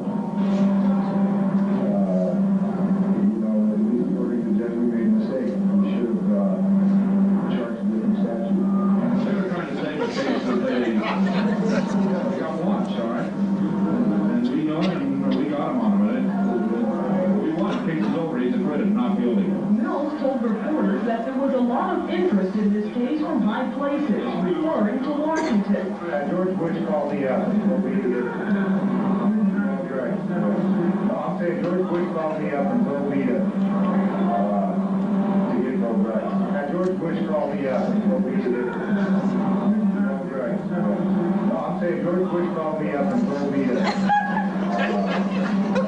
rights. George Bush called me up and told me to get those rights. I'll say George Bush called me up. Such comments by a United States attorney following nearly 2 years of persecution of Lieutenant Colonel Bright and the expenditure of many thousands of taxpayers' dollars are alarming. If Maddox's statements are true, the implications are profoundly disturbing. As the Iran-Contra scandal continues to unravel, revealing President Bush as more than a willing participant in numerous illegal activities, his direct interference in this case would seem to be a distinct possibility. Such behavior by our chief executive and his legal representative in the state of Nevada compromises our judicial system and violates long-cherished standards of American jurisprudence. The government apparently hasn't given up on trying to convict both Wrights. A grand jury is now apparently looking at brand new charges. The government is still after Green Beret Colonel James Bo Wright. A federal grand jury has subpoenaed samples of Wright's handwriting. Yesterday, illegal use of passport charges were thrown out against Wright because the government filed the wrong charges. Today, word leaked out that the grand jury had taken up the Wright case again, and that the Wright's attorney, Lamont Mills, was hopping mad. It is unethical, it is childish. If that's true, that breaches everything I know about the grand jury process. It shows someone who's embarrassed and humiliated because they did it wrong and their case was thrown out of court. If a man is guilty, let him come in with an indictment and let us go to trial and establish our case. But to release things to the press, when you just started an investigation, violates everything I know about the grand jury process in this country and the Constitution upon which it's founded, and I'm mad. I wish I would have been able to present to the public exactly why they charged me. I was told that I would serve 15 years as a felon. I was promised aggravated charges and hostile witnesses if I did not agree to cover up what I found in Burma in 1986 and 1987. I'm going to be about finding prisoners of war. They won't prosecute me for that. They're certainly going to have the chance. Can we have the lights, please?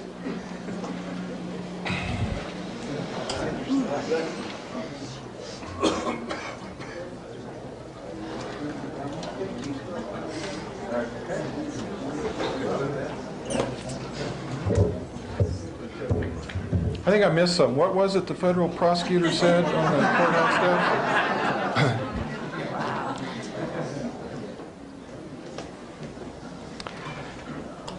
It's important that we covered that segment of this talk because it leads directly into something that I'm going to cover next.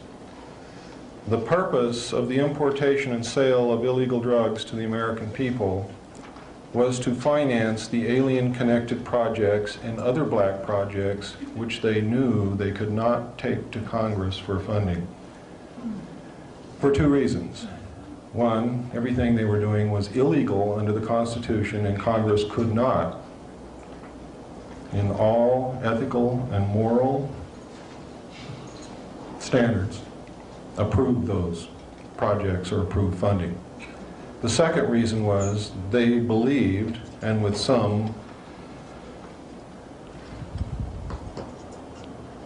rightfulness, that if they told Congress it would be the same as telling the public.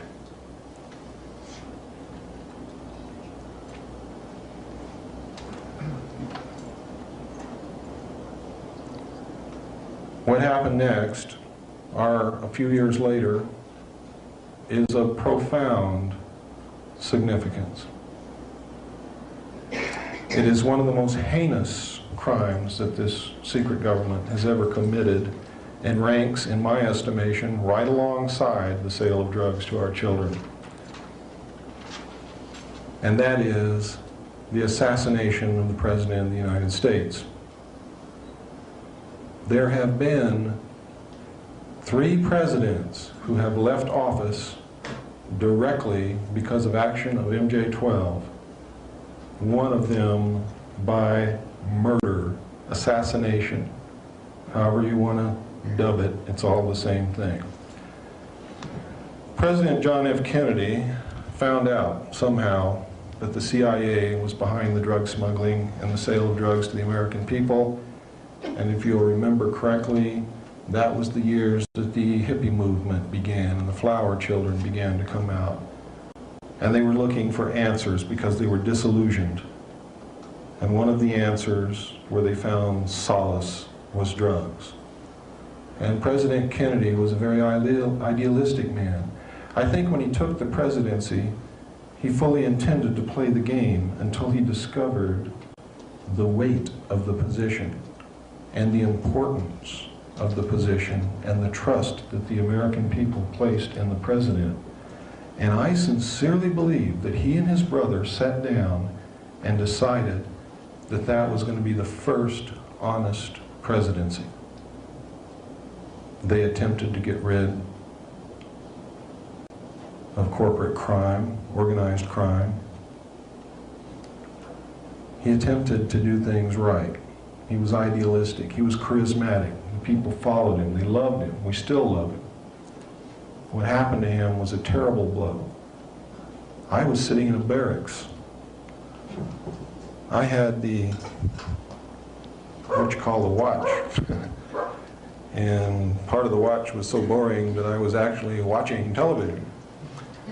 And what I was watching was the Kennedy motorcade in Dallas, and I was on an Air Force base called Shepherd Air Force Base in Wichita Falls, Texas. And what I saw was a man whom I believed in with all my heart, struck down in the street by a hail of bullets in a most undignified manner. And I cried, and I'm not ashamed to admit it. The tears came out of my eyes and I couldn't stop them. And I felt a great emptiness in my chest, and I knew at that moment that the world had changed and would never again be the same for me. And it never has. But I didn't know then what I was to learn later.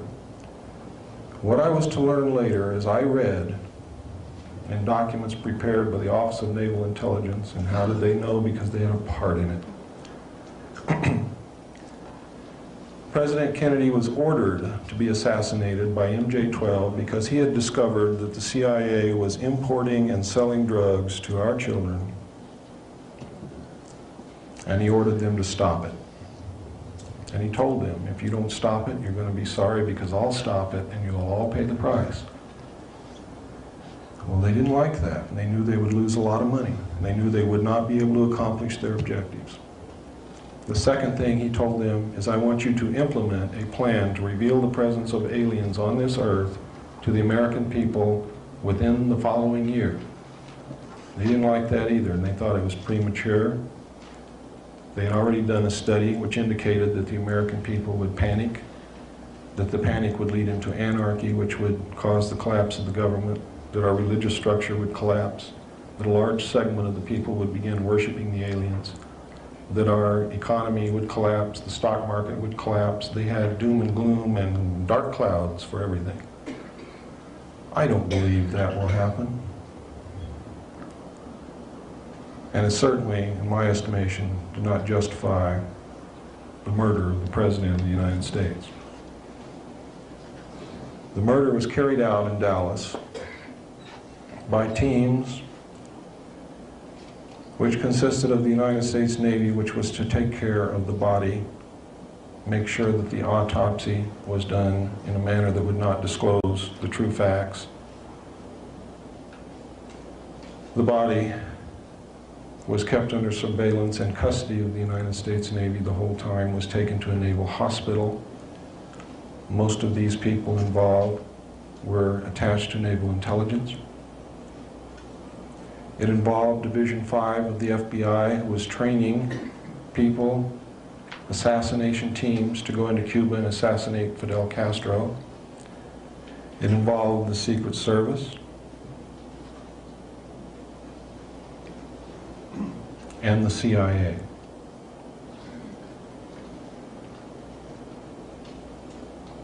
When the long-range shots missed, and there were many more shots fired than anything that you've heard before, Kennedy was struck by a bullet in the back, which exited through his neck, or excuse me, was struck in the front of the neck, which exited through his back, I'm sorry. Governor Connolly was struck with 2 separate shots. Another shot hit the windshield of the vehicle and broke it, and you can see that in the films. And we have blown these frames up many times, and we have studied it for countless hours. And we have put it together with the information that I saw in the documents, and we know exactly what happened. We know that Governor Connolly was carrying a gun. And when he was hit, he started yelling, "Oh my God, they're going to kill us all." And as he turned around in the blow-up, you can clearly see him reach into his jacket and begin to take out a pistol. And then you lose sight of what happens with that pistol. It may have been the shot from his gun that hit the window, but we don't know that for sure. We do know that the passenger, Secret Service agent by the name of Kellerman, I call him Killerman, during the motorcade, when you blow the frames up, you can see him watching Kennedy through his rearview mirror on the right hand outside of the car. You can see it clearly. He's sitting there and his eyes are watching Kennedy in that rearview mirror the whole time. When Kennedy is struck in the throat, he watches for a few more seconds, then he turns around, he verifies it, he turns back to the front, he passes something to the driver, who is William Greer. They seem to converse for a second. He then goes back to his position. William Greer then glances. Then Kellerman leans over, takes the wheel. William Greer pulls, with his left hand, pulls up, and you can see it clearly. He pulls up a pistol, turns, and over his right shoulder shoots Kennedy directly in the head. Kennedy's head then snaps backward. Jacqueline Kennedy looks at her husband. You can see her eyes go from her husband and look directly at William Greer, and then she attempts to get out of the car. She is afraid. Throughout all my combat experience, that is exactly what you do. You run away from the fire, not into it. What you see in the John Wayne movies is BS. I never saw one soldier ever run into a machine gun. You run away from the machine gun, and then you figure out how to get that machine gun nest. You don't just run up there and die. That's for the Marines.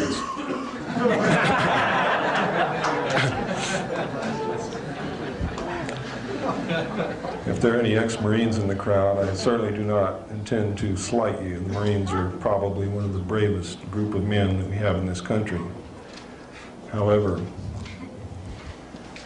how they ever get the courage to get out of a small boat and run up on a beach and die so that someone else can run up behind them and lay down and use that body for cover, I will never know. But they do it, and that's to their credit, because we wouldn't be free if they didn't. But anyway, that's what prompted that remark. I've seen this happen, and it amazes me.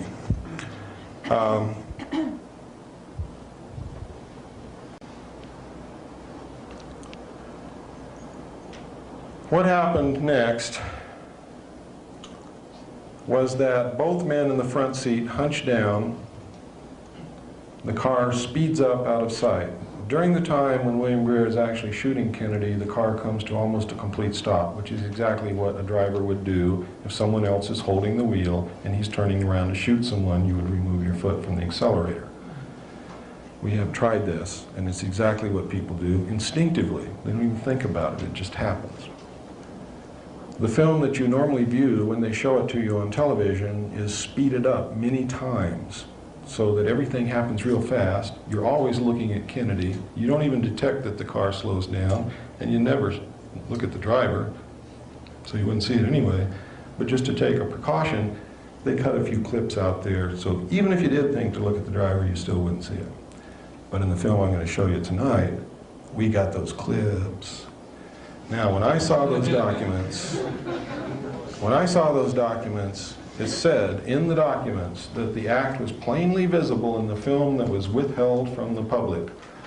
Not too long ago, on the Ted Koppel late night thing, I forget what you call that. What's it called? Nightline, that's right.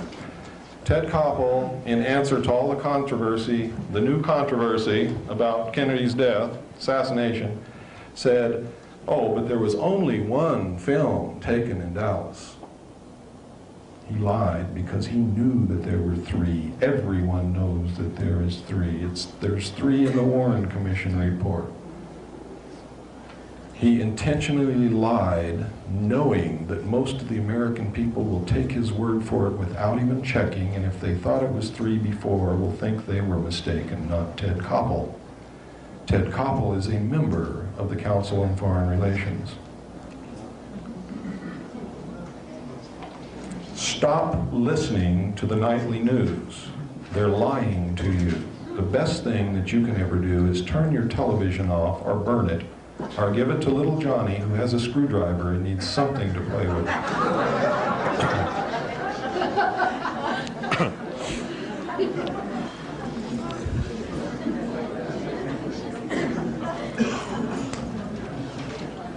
What happened next is they took the body to Parkland Hospital in Dallas.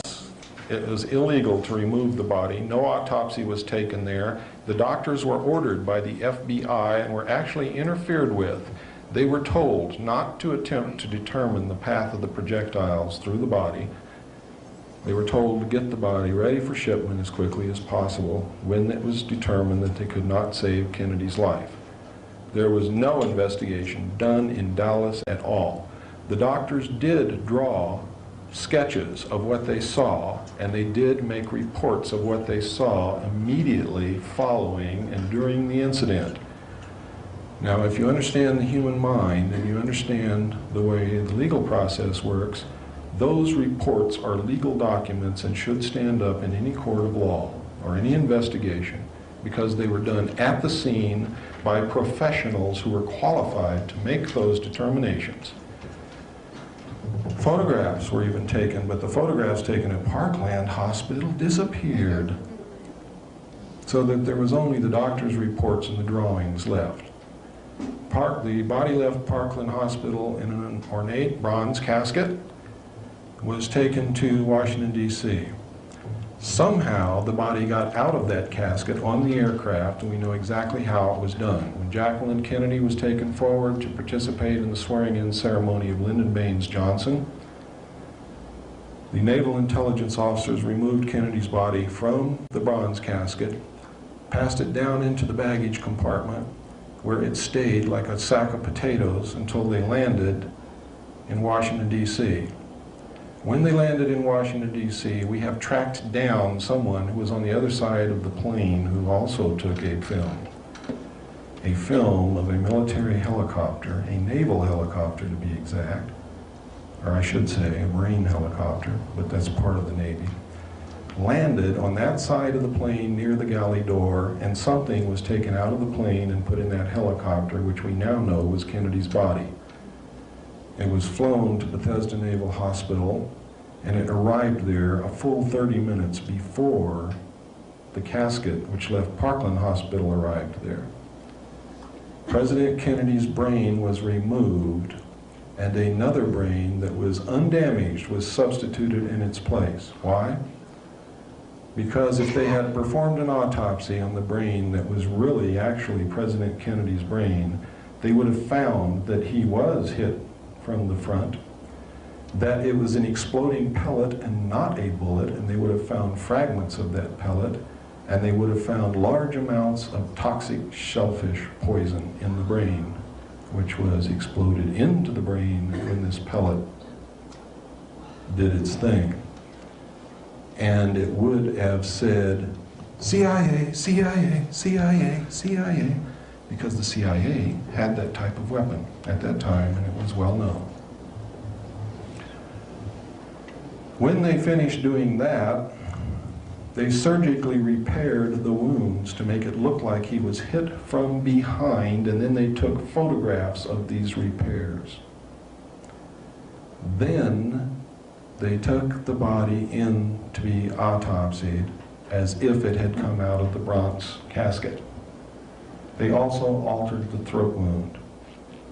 We know this. Kennedy's brain was taken out of the room where all this occurred on a gurney, covered with a cloth, and when people asked what that was, being wheeled down the hall and the gurney covered with the cloths, because everybody wanted to know what the hell was going on, they were told that a woman had delivered a stillborn baby, and that was the stillborn baby. It was not, it was Kennedy's brain. Checking the records and doing thorough research, we have found out that there was no stillborn baby in Bethesda Naval Hospital on that day, or the day before, or the day after. Witnesses asked what the other casket was doing in the room. They were told that an Army colonel had died and the casket was prepared for him because he had died that day and the family had requested a quick burial. Checking the records, an Army colonel had not died in that hospital. In fact, no one had died in that hospital that day, and an Army colonel had not died in that hospital for some time.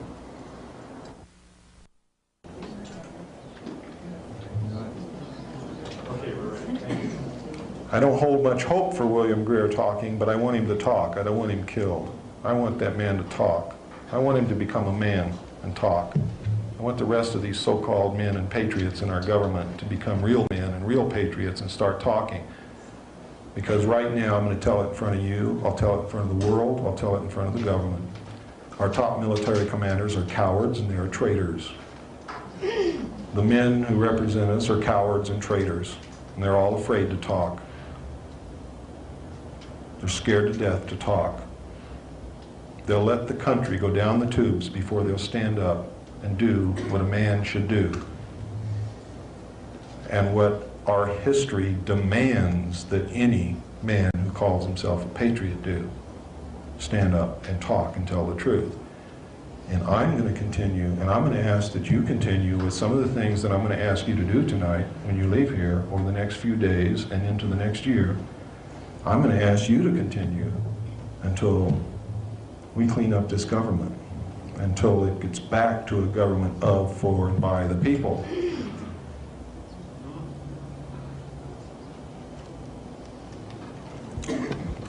Now I'm going to show you the Kennedy assassination tape, and I want you to watch it very closely. And if you can't see it, we'll run it again. And if you still can't see it, we'll run it again. I don't care how long it takes, because you need to know this. You need to know who killed your president, and you need to know why. And you need to be incensed, you need to be outraged, you need to know that you have the power to do something about it, and then you've got to do it. You have to do it. And I'm going to give you this challenge. If you can't do it, you ought to go live in another country.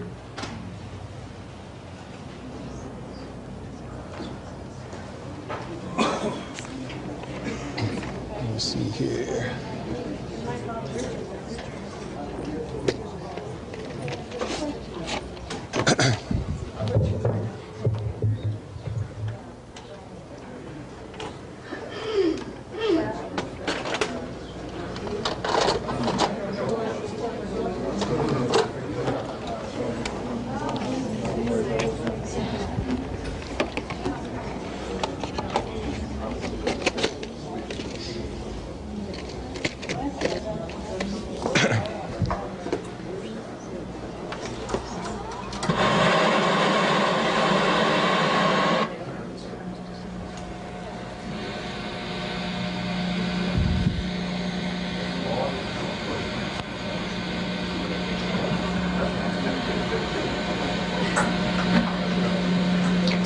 Nearly 25 years ago, the people of the United States and the world were shattered by the impact of an assassin's bullet upon the helpless, unsuspecting young President of the United States, John Fitzgerald Kennedy. Watch the driver, not Kennedy! Bullets has penetrated deeply into the body and soul of America, destroying the very lives of thousands and the heart and trust and political will of literally millions. And the years that have passed since this tragic event removed from the world stage perhaps one of the most promising human agents of peace and progressive political development, we have been fed one officially sanctioned lie after another, beginning with a blue ribbon cover-up commission to a castrated Senate Select Committee seeking to shed light upon an event deliberately enshrouded in deception, concealment, and outright falsehood. 25 years is long enough. It is time the truth was finally told, in the earnest hope that it will truly set us free of the murderers who pose as our protectors. What we're observing here is the motorcade in Dallas on November 22nd, 1963. As the presidential car passes behind the freeway sign, President Kennedy is struck in the throat by a bullet that was fired from the grassy knoll. As he's grasping his throat, John Connolly is turning around to his right. He at that point is struck. You notice the the passenger of the car turning back to see what has happened to the president. As he turns back to the front, the driver of the car turns with his left arm over his right shoulder with a pistol and fires. You see the 45 caliber nickel-plated automatic weapon in his left hand. He's firing over his right shoulder. You see it in relief. You see his head pointing backwards towards the president.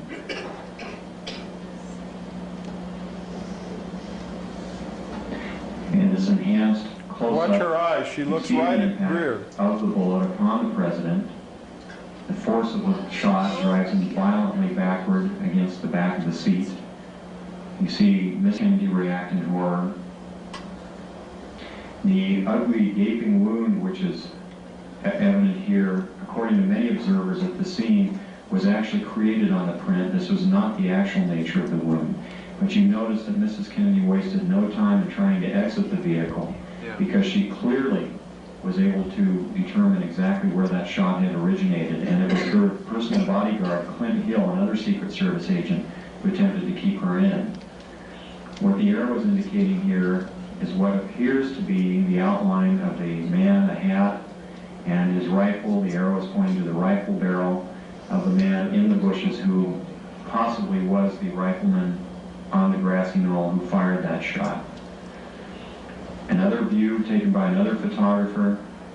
Again, you see Mrs. Kennedy trying to exit the vehicle from behind, being pushed back in by her bodyguard.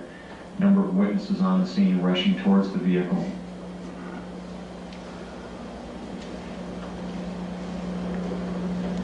This section, the man standing on the far right of the wall there is Abraham Zapruder, the photographer who took the original photos. The arrow here is indicating what was very likely the rifleman on the grassy knoll, the man who fired the shot which penetrated Kennedy's throat from the front, not from behind as the Warren Commission would have you believe. Very interesting note also that the motorcycle policemen were told to remain behind the car at all times. Here you see the passenger in the front turning back, looking at the president. Instead of jumping back to assist him, he turns forward. The driver is now rotating. The weapon comes into view and he fires.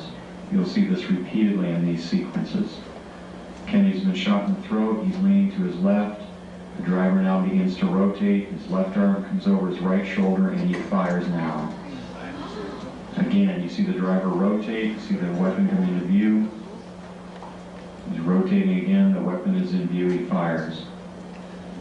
You can clearly see his head turning and his arm and the weapon extending into view over his right shoulder. Many of the witnesses indicated that the car slowed almost to a virtual halt at about this point. And here in the normal version, you see how much more quickly to speed it up. It's much harder to determine. Many of the people who asked the question, why Jackie Kennedy's older? Many of the witnesses indicated that the car slowed almost to a virtual halt at about this point. And here in the normal version, you see how much more quickly to speed it up. It's much harder to determine. Many of the people who asked the question why Jackie Kennedy did not report this, it should be fairly evident that she wasted no time in getting away from the attacker. Lights, please. Did everybody see it? Okay, those of you who did not see it, please come up to the front, and would some of you in the front not see it? Okay, good. Let's move right on along here now. What I'm showing you here is an aerial photograph taken of Area 51, otherwise known as Dreamland or Groom Lake. It is a super top secret area in the Nevada test site where we are test flying the alien craft. Now, a lot of people didn't believe what John Lear and I have been telling them for a long time. And there is a radio show in Las Vegas called The Billy Goodman Happening. Is there anybody here who listens to that? One gentleman in the back. Did you hear the Groom Lake trip? Yeah, every once in a while. Okay. What happened was they didn't believe what we were telling them, and all these people wanted to go out and see for themselves. So they put together this trip to Groom Lake. Now, in anticipation of this, a reporter from Santa Clara came down, got a grant from a radio station up there, and came down and camped out up there watching Groom Lake for a week in advance and phoned in reports every night to the radio station. And he had dozens of sightings. Unmistakably unidentified flying objects that could in no way, shape, or form be aircraft. All in the Groom Lake facility, in the air, doing things that are impossible to do. Okay. On the fateful night, 100 of Billy Goodman's listeners and Billy Goodman and about 9 members of the Lincoln County Sheriff's Department went up there and had a vigil. They had 4 sightings, and then the majority of the group left. 4 good sightings, and then the majority of the group left. 12 people stayed there all night and had 15 more documented sightings that they are ready, willing, and able to swear to. So, you can do with that piece of information whatever you wish. I suggest that those of you who can tune in to the Billy Goodman Happening every night, Sunday through Friday night at 10 p.m. It goes from 10 p.m. till 1 a.m. in the morning.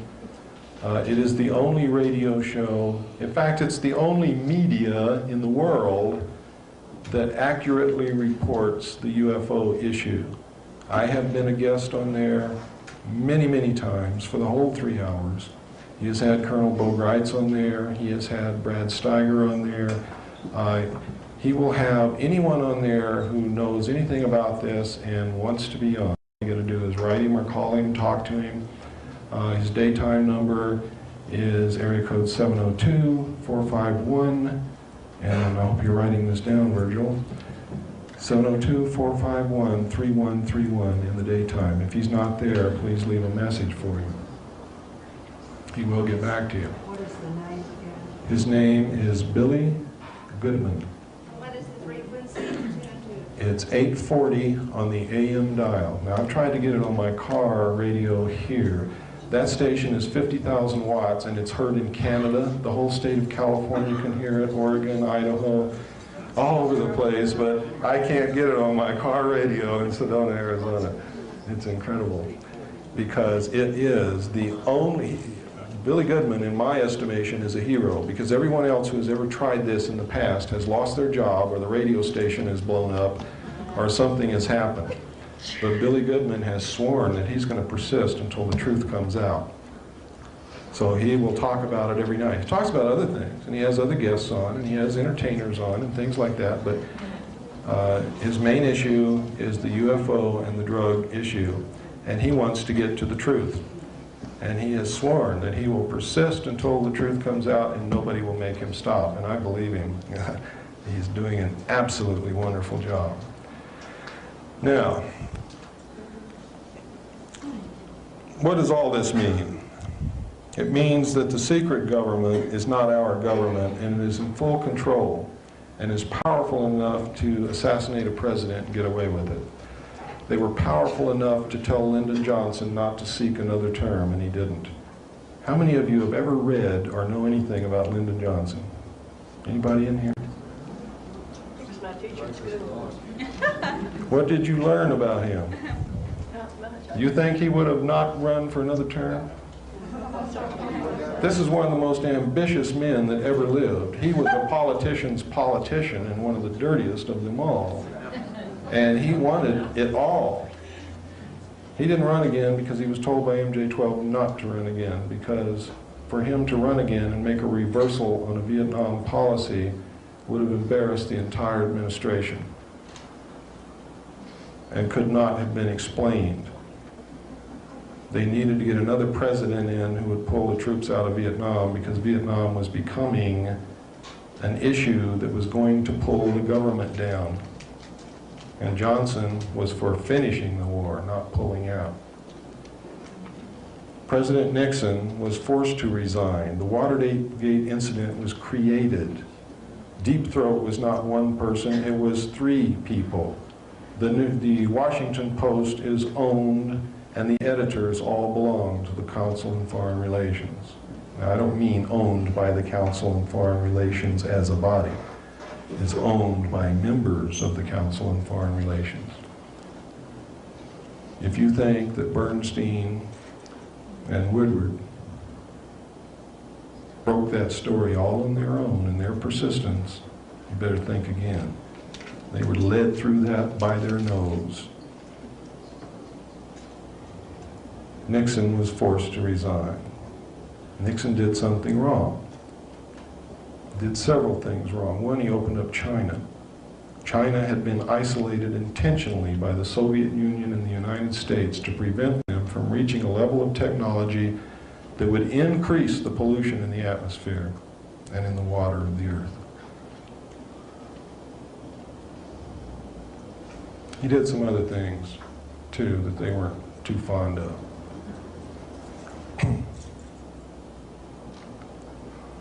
President Reagan's assassination, we believe, was an attempt to get Bush into office quicker than what he would have, and also to ensure that he got into office, because an election is always an iffy matter, and Bush had been their baby from the beginning.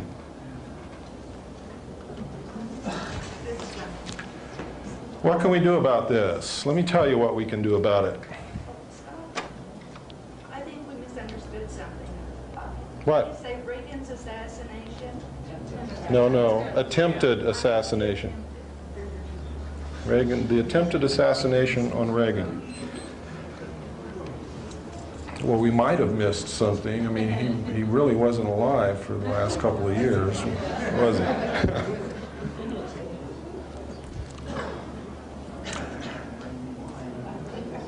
What can we do about this? It's very simple. This secret government may have control of the executive branch, but I guarantee you, ladies and gentlemen, you have control of the Congress, the senators and the House of Representatives, because you're the ones who elect them, and you're the ones who can unelect them. You can impeach them. You can investigate their background and dig up all the dirt that lies behind every single human being that ever lived. And if you think that's not true, I'll prove it to you. I'll never tell anybody what I find, but I'll dig in your background and find something that would really embarrass you on the front pages of the papers. Because none of us are really without sin. So you can get those guys if you want to. You can play the same games they play. You can investigate their background and dig out that dirt and put it in the front pages of the newspapers. And you can cause them to fall that way. Another way is you can write them letters and say, listen, this is what I know is going on, and I want it stopped, and I want those responsible prosecuted to the fullest extent of the law, and if you don't do this, I'm going to do every single thing in my power to make sure that you never hold even the office of dog catcher in any city in this country. Now, you do have power, and you have friends that you can influence, and you can talk to groups as I am talking to groups, and we will furnish you information if you need it to do that. But this needs to be done. It must be done if you are to keep your freedoms, because they are going to take them away from you, and I guarantee you that. When the members of the Congress begin getting these letters, they're going to get worried, because that's their future. You're talking about their paycheck. You're talking about their life. You're talking about the security of their family. Now you're hitting them in the gut. Really in the gut. Then you have to follow through with it. You have to start putting pressure on them. You have to follow those letters up with phone calls, and you have to get your friends to write letters and your friends to call. And believe me, ladies and gentlemen, if we start now, and if you, each one of you, can influence just 5 friends to do the same, and they can influence 5 friends to do the same, we can have those crooks on the carpet in front of Congress by the end of November. We can do that. You can do that. Now, this is not the time to be afraid that if you do it, you're going to get on somebody's list. You're already on their list. And you're not worth a barnyard chicken to them. You're already on their list. They don't care about you. They don't care about any of us. They will tolerate us as long as we are useful, and that is as far as they will tolerate us. When this one world economic organization comes into power, your Bill of Rights is going to be flushed right down the toilet. And if there's anybody in here who's working for the government and came to find out what I'm going to say today, I want to tell you that those are your rights also, and you're on the wrong side. And they will do to you just exactly what they did to Ollie North, and Haldeman, and Colson, and Dean, and anybody else who was loyal to them but became expendable to save themselves, because that's all they care about is themselves. Don't misplace your loyalty. Your loyalty belongs with the Constitution of the United States and nowhere else. It does not belong with me. I'm just marching into battle with you. Maybe right now I'm a little out in front, but believe me, when you start reading on your own and researching and looking into this, you'll run up here with me. I know you will. I have great faith in you. Americans have always been there when it counted. And if I didn't believe that in the bottom of my heart, I would not be up here doing this, because this is suicide without you. But I know you're going to be there. There's a lot of things you can do. You can research, you can write books, as Mr. DeMar has done. You can help in many ways. One of the ways that you can help is start teaching our children what the Constitution is, because they don't even know. And you know something? I'm not going to do it because I don't want to embarrass you, but you don't know either. Most of you in this room can't even tell me hardly anything about what the Constitution says, and you know it.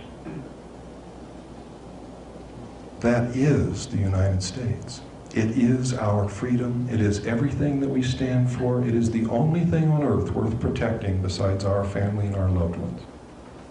There is nothing else to fight for. There is nothing else that has ever given anybody the freedoms and the chance and the opportunities that our Constitution gives us. And we must never lose sight of that. The Constitution has been taken out of the school books intentionally, ladies and gentlemen. The Rockefeller family owns most of the teaching colleges. Did you know that? They also own most of the textbook publishing companies. Did you know that? Did you know that the Federal Reserve is not an agency or a branch of the United States government, and our money is nothing but worthless printed paper? Did you know that when you pay your income taxes, you pay them to the IRS, which also is not an agency or a branch of the United States government? It is an agency of the Federal Reserve. It is the collection bureau to repay our national debt to those whom we borrowed it from. When you get your refund check, it does not come from the money you paid in. The money you paid in to income tax goes to the Federal Reserve to pay off the national debt. The United States government, to give you your refunds, has to borrow again from the Federal Reserve to give you your refunds, and we go more into debt. And did you know that if we started printing $100 bills right now with all the money printing presses that we have at our disposal and printed money 24 hours a day, every day, forever, we could never pay off the national debt because we cannot print the money fast enough to even catch up with the interest on the unprinted amount. Our children and our grandchildren and their grandchildren and their grandchildren and their grandchildren and their grandchildren have been bought and paid for and are in debt forever. And our nation is owned by the European banking interest who own the majority of the stock in the Federal Reserve. We have been asleep at the wheel, and we are teetering now on the brink of a cliff. And one wrong move, we will go over that brink. But if we very carefully get out of this car and pull it back away from the edge of the cliff and get it back on a straight course to our destination, the true destination that we should be headed for, which is peace and posterity and safety and security and love and happiness, then we can survive. But as I said before, I cannot do it for you. I will march as far as I can until they strike me down. You've got to catch up with me. You've got to be with me, all of you, every one of you. If you go home and sit and think the rest of it will do it for you, then there may be somebody else sitting, thinking the same thing, and somebody else and somebody else.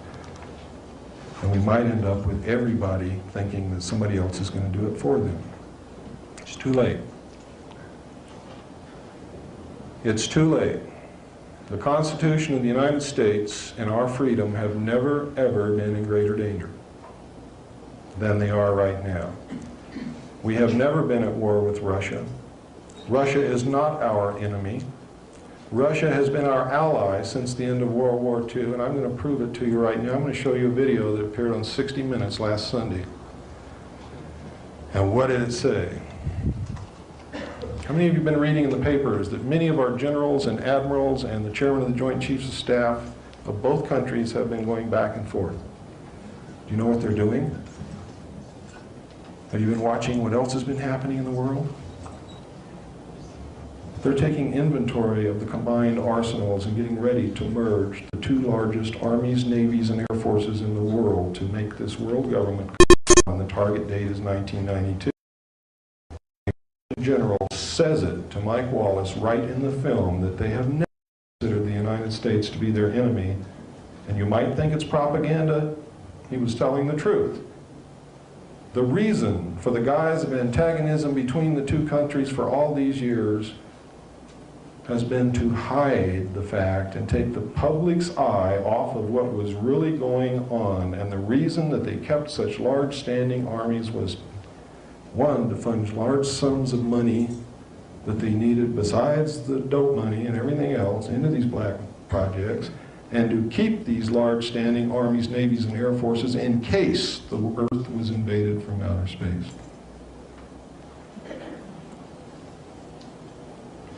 It's all done in secrecy, still being done in secrecy. But over the last 10 years, they've been... Next to Kubinka Air Force Base near Moscow, where the Americans got a close-up look at and a chance to ask questions about some of the aircraft they trained to fight against. Admiral Crow is still trying to get his Russian phrases straight. How do you say thank you again? Spasibo. Damn, I can't remember. God, the size of that. The highlight, a visit to the cockpit of a Soviet blackjack fighter bomber, similar to the U.S.'s V-1. We listened over a wireless microphone the Soviets knew the admiral was wearing as he and Air Force General Monroe Hatch asked questions. And, what's the top speed? Какая максимальная скорость полета? 2M. 2M. 2 Mach? 2M. And do you practice refueling with this? Заправку в воздухе практикуете на этом самолете? Нет. No. No. What do you think, Monroe? It's impressive. How many cruise missiles does it carry? 12 крылатых ракет. 12 welcome. 12. But lately, the Soviets claim to have undergone a major change in their military strategy, from emphasizing offense to defense. And they asked how could their blackjack bomber be an offensive threat with a range of only 2,200 kilometers, barely over 1,300 miles. Against what kind of targets, then, are we going to use this plane? Within the range of 2,200 kilometers. So I have a map.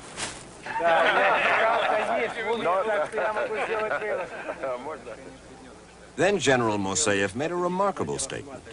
We have never regarded the United States as the enemy of the Soviet Union. And we do not regard any possible scenario which would involve unleashing a conventional warfare or nuclear warfare, the most so against the United States. You and I are literally members of a transitional generation, tasked at this moment to re-examine the way our two societies have thought. Telling you the truth. How many of you saw the end of the Olympic Games in Los Angeles? Anybody? Anybody see it on TV or videotape or on the news? This incredible event, the most beautiful, authentic-looking UFO you ever saw, came down out of the sky and landed right in the middle of the stadium. It was awe-inspiring. It was beautiful. The crowd went wild. It was shining down the blue beams of light exactly as the abductees described them. It was an exact copy of the real thing. It was sponsored by Levi Strauss. How many of you saw the Levi Strauss Docker Slacks commercial recently? Where the guy runs in and says, "Hey, guess what, gang?" He's got on Docker Slacks. "America is hosting EBs." And the guy says, "EBs? What's EBs?" EBs are extraterrestrial biological entities, and America is hosting EBs. And everybody says, "EBs, jeebies." He told us the truth, but we laugh at it.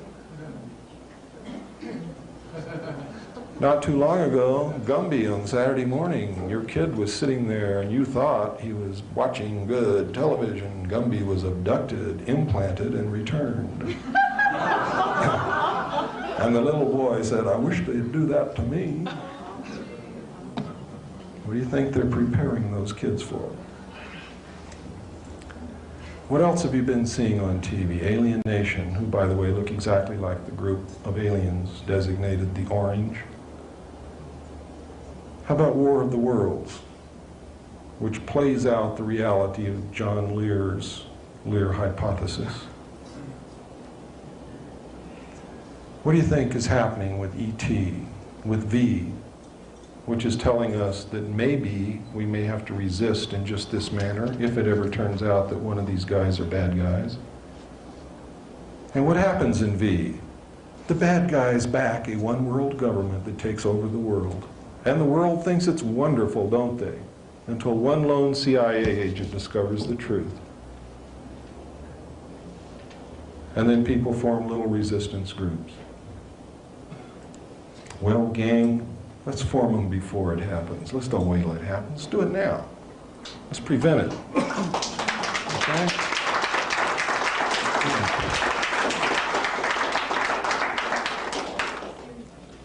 Thank you. There is a lot of supporting evidence that's out there. There are a lot of books. I suggest you read Whitley Strieber's book, Communion. I suggest you read his book, Transformation. I suggest you read his recent novel, Majesty. And I suggest you understand that the incident in there that he is describing is true, but understand that the formations in the government and the code words he's using are a part of a contingency plan called Majestic, and that he got the information from the research team of Moore, Chandray, and Friedman.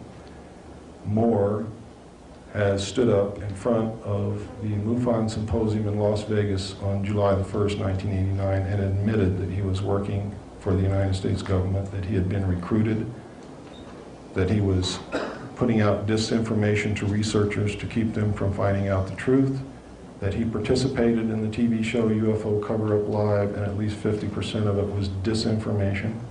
About 50% of it was true. Etc., etc., etc.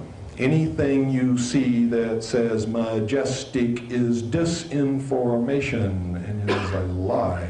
The true name is majority. Majority 12, Operation Majority. There is an agency called the Majority Agency for Joint Intelligence. Let me see if I got any other goodies to show you, and then I'll say a few final words to wrap it up. I think I do have some things that you might like to see.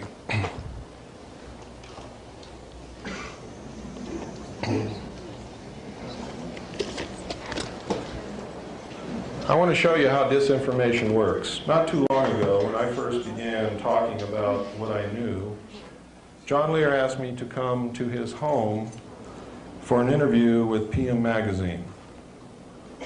I thought, wow, this is incredible. These people really want to put it on the air? I can't believe it, because it's never happened in the past. You see, there's always been an intense campaign of denial, ridicule, debunking, and character assassination. So I went there in all good faith, and John Lear and I, knowing what had happened to people in the past, took the producer and the camera crew aside, and we said, listen, this was about 8 o'clock in the morning.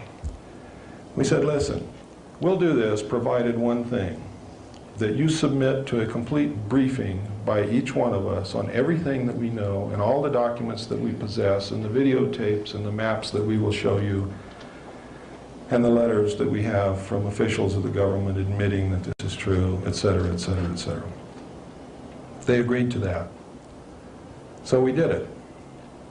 We briefed them for approximately 8 solid hours with no breaks. When we were through, they were convinced. You see, because we presented the information to them without all the other comments like I'm making tonight, and for 8 solid hours of evidence, not talk, evidence, things that you can see and cannot doubt. And then they spent 4 hours filming us, John Lear and I. And we told them literally everything we knew. And this was for a 30-minute program, and she said, boy, this is going to be the greatest show in the history of television. And John said, you'll never get it on the air. And she says, they've never censored anything that I've ever produced, and everything I've produced they put on the air exactly like I've edited it. And I said, well, I've got to agree with John. I really don't believe it'll air. Well, it aired. And what I'm going to show you is the results of what I have just told you. This is what aired, and I want you to watch it. And then you'll go back to your television set with a different kind of a viewpoint and a different knowledge, I hope.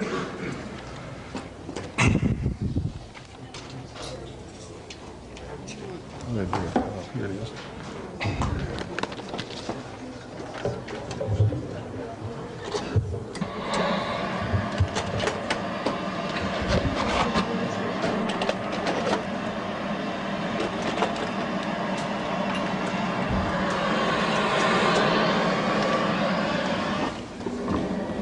Years now, there has been a small but very vocal minority in this country who make the claim that we have been visited on a regular basis by extraterrestrials. Now, generally they are dismissed as cranks or crackpots by most of us, but they persist in their belief that the aliens are with us. Some of these people, however, are a little difficult to dismiss.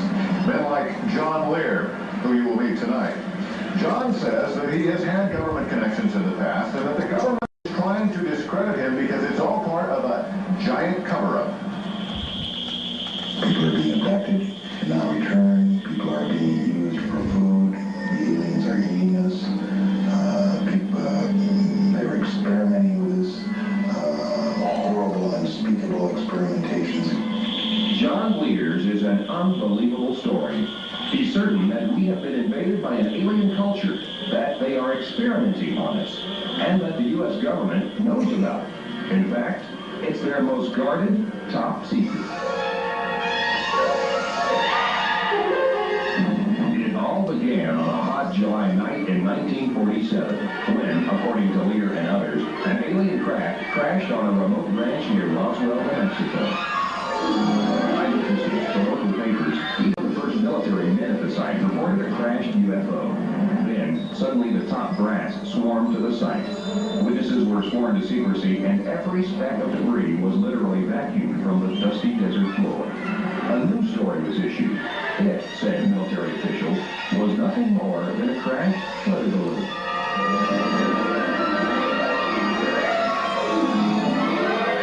William Moore has written a book on the Roswell incident.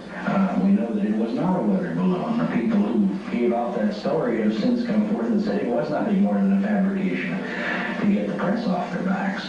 The evidence suggests it was a spacecraft, and the evidence suggests the government grabbed it and carted it away and is still involved with the examination of it. In fact, government documents unearthed via the Freedom of Information Act suggest that both craft and alien bodies had been retrieved. However, references are vague, and large portions of the text have been censored.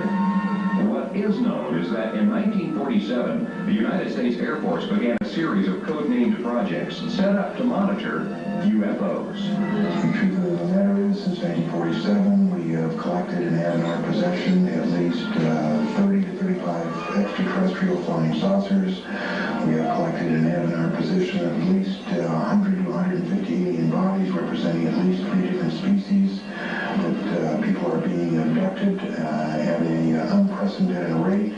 Lear goes so far as to claim that the U.S. government has established communication with this alien power and actually collaborated with them. We have even built underground research facilities in top secret areas to house their little gray scientists. And now, says Lear, they have run amok. They are out of control and they are not benevolent. Our government realizes it made a horrible mistake and can do nothing about it. Moore believes that it's not the aliens, but John Lear who's run amok, and he's outraged by his stories. Moore himself has spent years carefully and meticulously researching the UFO phenomena, proving, he believes, that UFOs exist, visit Earth regularly, and our government knows about it, and for unknown reasons is maintaining a massive cover-up. Stories like Lear's, he says, only discredit the truth. John Lear called me up one time and was absolutely certain that he was about to be captured and eaten by aliens. All I can say is my sources go right to the very top, and if it were not true, I would not be risking my credibility and my life to come forward with this information. There is no doubt that Lear understands the inner workings of the U.S. intelligence community. He's the son of late aerospace pioneer Bill Lear, and for years flew covert missions over Laos for the CIA. He has done nothing but collect the most outrageous rumor mill stories that are floating around in the grapevine. Alien invaders, government agents, secret informants, hoaxes or scams. A cover-up like no other? Is this science fiction at its finest, or reality beyond our wildest imaginations? Has John Lear stepped off the deep end?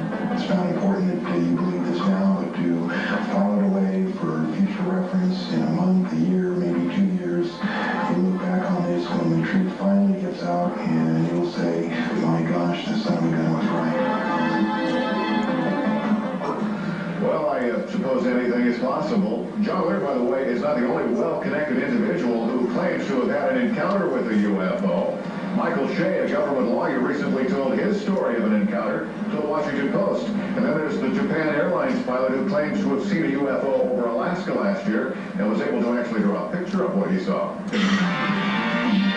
Coming up next, basketball buddies, Manu Ball.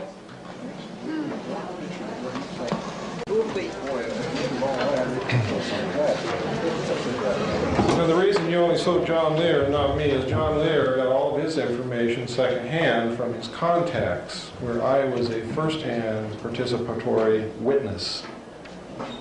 Therefore, they didn't put me on, but they put John Lear on, and then they put him on in a manner, after spending 12 hours with these people, this is what you saw.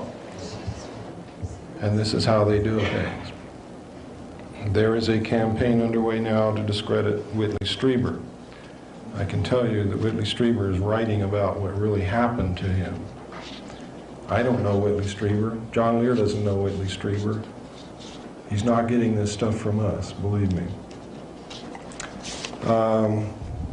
I have one other thing that I want to show you, which is about an organization called Yellow Fruit. Does anybody know anything about Yellow Fruit? Okay, let me show you this.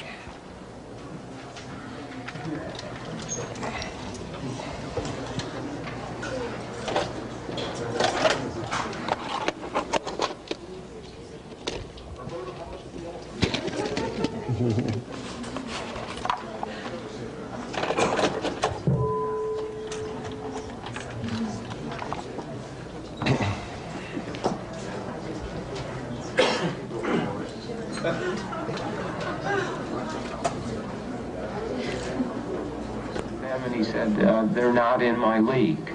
And so we minimized disclosure, minimized contact. While Congress struggled to control KCCIA, another secret group operating out of the basement of the Pentagon escaped congressional scrutiny. Known as the Special Operations Division, or SOD, it was created as an anti-terrorist unit following the failed rescue mission in Iran. Much of what is known about SOD is because of the investigative work of this journalist, Stephen Emerson, who obtained thousands of pages of SOD secret documents through the Freedom of Information Act. Special Operations Division became the new center for intelligence and counterterrorist activities in the Pentagon. In effect, it became a mini CIA for the Pentagon, established in the basement, controlling half a dozen new counterterrorism units, names such as Sea Spray, Quick Reaction Team, Yellow Fruit, Intelligence Support Activity, heavily classified. To this day, the Army does not acknowledge their existence, but all extremely capable, very aggressive in accomplishing their mission, the mission of fighting terrorism and guerrilla subversion around the world. These units were ready to go anywhere and do anything. The bugging of Noriega in Panama, KGB cars in West Germany, the tracking down of a kidnapped U.S. general held by the Red Brigade in Italy. They were all over the world, and they felt they had a mandate to be all over the world. After all, the CIA was a shadow of what it used to be. And the Special Operations Division was literally stepping into a void. SOD may have been stepping into a void, but it was doing so with enormous resources. Tom Golden was in charge of financial control for a subunit of SOD called Yellow Fruit. The funding was almost unlimited. I don't know of any time that we were in a position where we needed money. The money was offered and we had to find ways to spend it, basically. In the fall of 1983, some units of the SOD participated in the U.S. invasion of Grenada.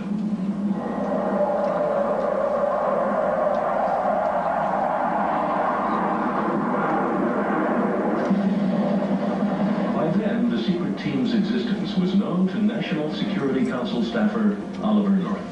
It is believed that North, who worked closely with CIA Director Casey, quickly recognized how useful this super-secret group could be to the CIA in Central America. The SOD, located in the basement of the Pentagon, could be used to circumvent the legislative requirement that all covert operations be reported to Congress. Thus, the SOD could become a convenient vehicle to be used by the agency to conduct operations which it couldn't get approved, or in funding operations for which it had no money, like support for the Contras in Nicaragua. One of the most severe and scandalous projects ever embarked upon in the U.S. military was a project called Yellow Fruit. It was a backdoor CIA effort to aid the Contras in Central America and to perform other operations that Congress never would have supported. And the CIA saw Yellow Fruit and the Special Operations Division as a magical fountain of support with unlimited money, unlimited weapons, black money, black tape transportation capability. Basically, another CIA without any of the reporting problems that had triggered the problems of the late 1970s. Some of the units actually participated in strafing Nicaraguan targets, bombarding airfields and oil fields in an attempt to disrupt and possibly dislodge the Sandinista regime. But Tom Golden blew the whistle on Operation Yellow Fruit. Normally in intelligence operations you advanced a certain amount of money to operate with. Once you spend that money, then you must submit a voucher to account for it. What I found was very unusual in this unit is people have been advanced as much as $150,000 and had never submitted a voucher for accountability. I eventually went to my superiors and reported what I believed to be abuse of funds and possibly fraud. That eventually was surfaced to the leadership of the Army, who ordered a massive investigation into the Special Operations community in general. This is Arlington Hall, Virginia, headquarters for U.S. Army Intelligence. Here, members of the SOD team were court-martialed in a soundproof room. 2 SOD members are now serving prison sentences for financial fraud. But what was most important about these trials was not the discovery of another case of misuse of government funds, but the revelation that the SOD's Yellow Fruit served as the blueprint for what William Casey called the Enterprise. The Special Operations Division and Yellow Fruit had unique access to equipment, material, offshore bank accounts, a secret clandestine Army/CIA aviation unit, a clandestine ship overseas to provide transportation, access to material and weapons, all the seeds that would later basically erupt in the Iran-Contra affair and be known as the Enterprise. And I believe that Yellow Fruit and the Special Operations Division were both being groomed by the CIA and the National Security Council to serve as the cornerstone of the Enterprise to perform operations in Central America and elsewhere that would never be accounted to Congress. Lights, please. Now let me tell you who Yellow Fruit really is. Yellow Fruit, along with Sea Spray, are accountable for security of the alien task projects.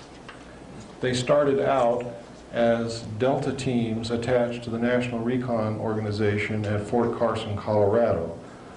Over the years, as their expertise became known and they began to use Delta teams for other things also, they branched off and became independent from the National Recon Organization and from the United States Army. They then evolved into a split organization, one half of which became Sea Spray, the other half became Yellow Fruit. Sea Spray is responsible for the internal perimeter security of the alien projects. Yellow Fruit is responsible for the outer perimeter security of the alien task projects. If you attempt to get near the boundary of Area 51, you will meet Yellow Fruit. They will intimidate you, they will scare you, they will flash guns in your face on public land where you have every right to be, and most people will go away, which is the prudent thing to do. Now, if you get to the boundary of Area 51 and put 1 foot across, you are now the property of Sea Spray. And no one who sees Sea Spray ever sees anyone else.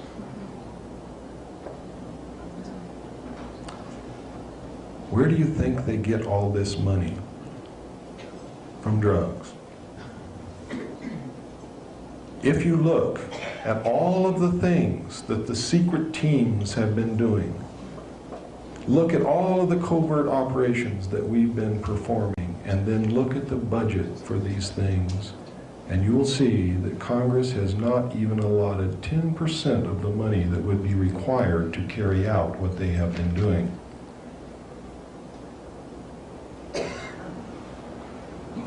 In the words of John Lear, whom I consider to be one of the greatest patriots in this country, wake up, America, you've been had. Thank you, ladies and gentlemen.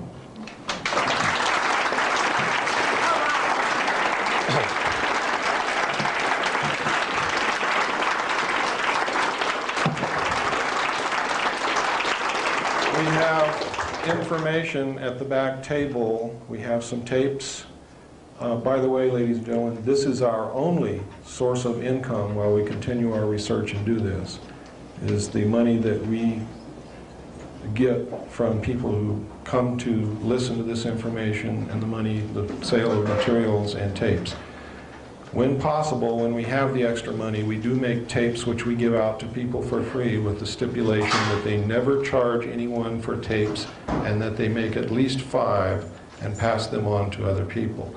If you purchase a tape from us, we want you to make copies and give them free to other people.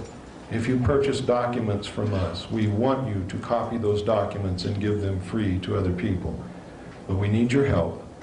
If you can afford it, please get the information. There's bibliography is attached to the documents. To the tapes, there's not.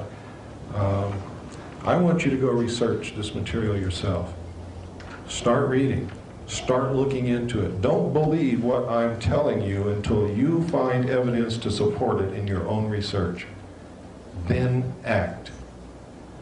Do we still have some free tapes back there, Stan?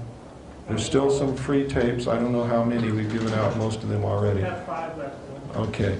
Also, anybody who wants to order a videotape of what happened tonight, who do they see? Who do they see to order tapes? Oh, Stan. See Mr. Barrington. Fill in the card, make a check out, Okay. and give it to Stan. How much It's right on the card. $24.95 for video, $10 for audio. Could you make the check payable to? William Cooper.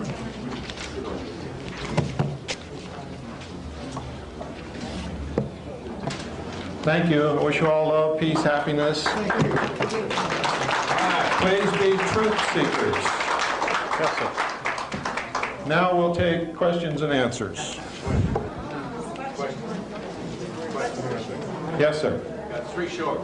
Okay. The Eisenhower Treaty. Oh, well, let me make this one statement first.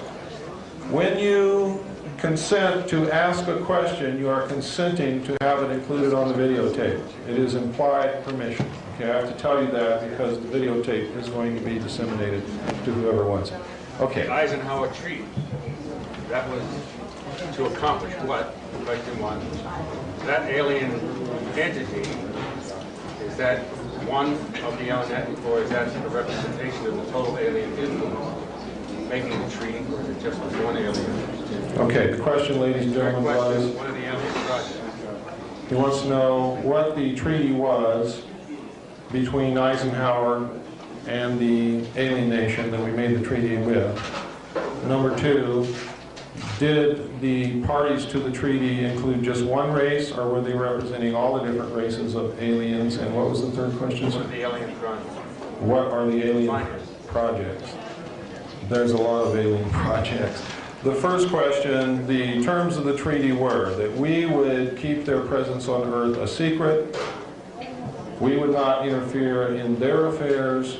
They would not interfere in our affairs, and we were particularly interested that they not interfere in anything that would affect our future. We were really interested in that point. Another term of the treaty was that they would furnish us with advanced technology. We would, in turn, allow them to abduct human beings on a limited periodic basis for medical examination and the monitoring of our development only.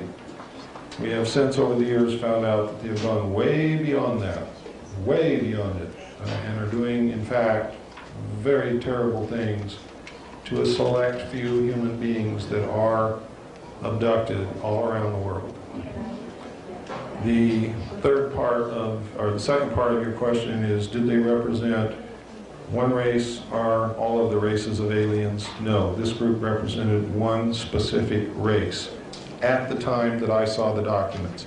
We have evidence now that they may be also, they may have also entered into agreements with other races of aliens, and we do not know what the terms of those agreements, if indeed there are agreements, are. The answer to the third part of your question is there are many projects. There are really too many to go into to answer one question, but there's projects to exchange technology. There's genetic engineering. There is mind control manipulation going on. There are test flight of the alien craft. There's a secret space program that has actually built a base on the moon and a colony on Mars. These exist.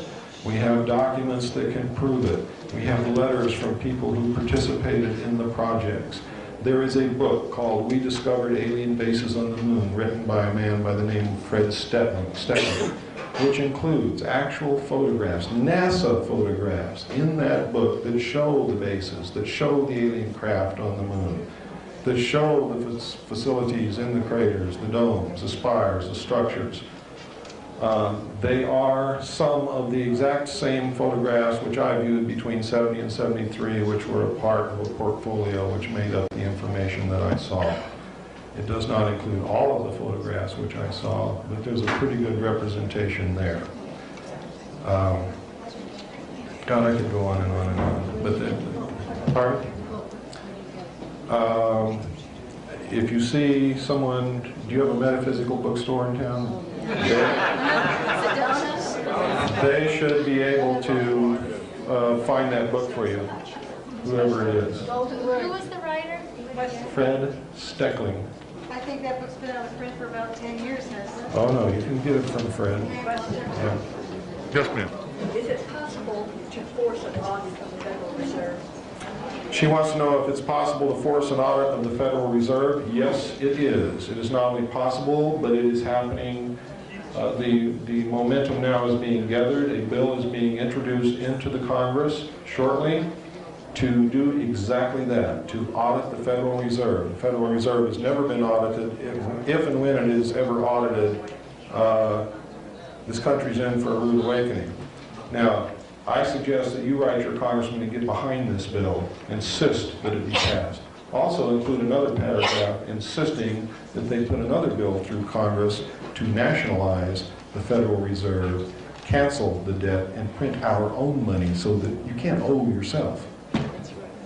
The reason we owe somebody is because we're not printing our own money. They're printing it for us and loaning it to us, and it's not worth anything anyway. It's like me printing paper, giving it to you, and saying you owe me your ranch because I gave you some paper with my name on it. I mean, it's insane. It is. It's insane. It's absolutely insane. And how we've stood for it all these years, I'll never know. And I'm just as much to blame as anyone else. Yes, ma'am. Why was Nelson Rockefeller murdered by whom? Pardon? Why was Nelson Rockefeller murdered by whom? Murder who? Nelson Rockefeller. Why was Nelson Rockefeller murdered? And by who? Why was he murdered? I never got up to that level to find out. I don't know. Did he have a heart attack by injection? I'm afraid that that is quite a normal way of getting rid of people nowadays. Do you know anything about him? I know an awful lot about Nelson Rockefeller, but I do not know why he was murdered. I do believe, though, as you do, obviously, that he was murdered. Did Kissinger have something to do with that? Henry Kissinger may have. Henry Kissinger was Rockefeller's man.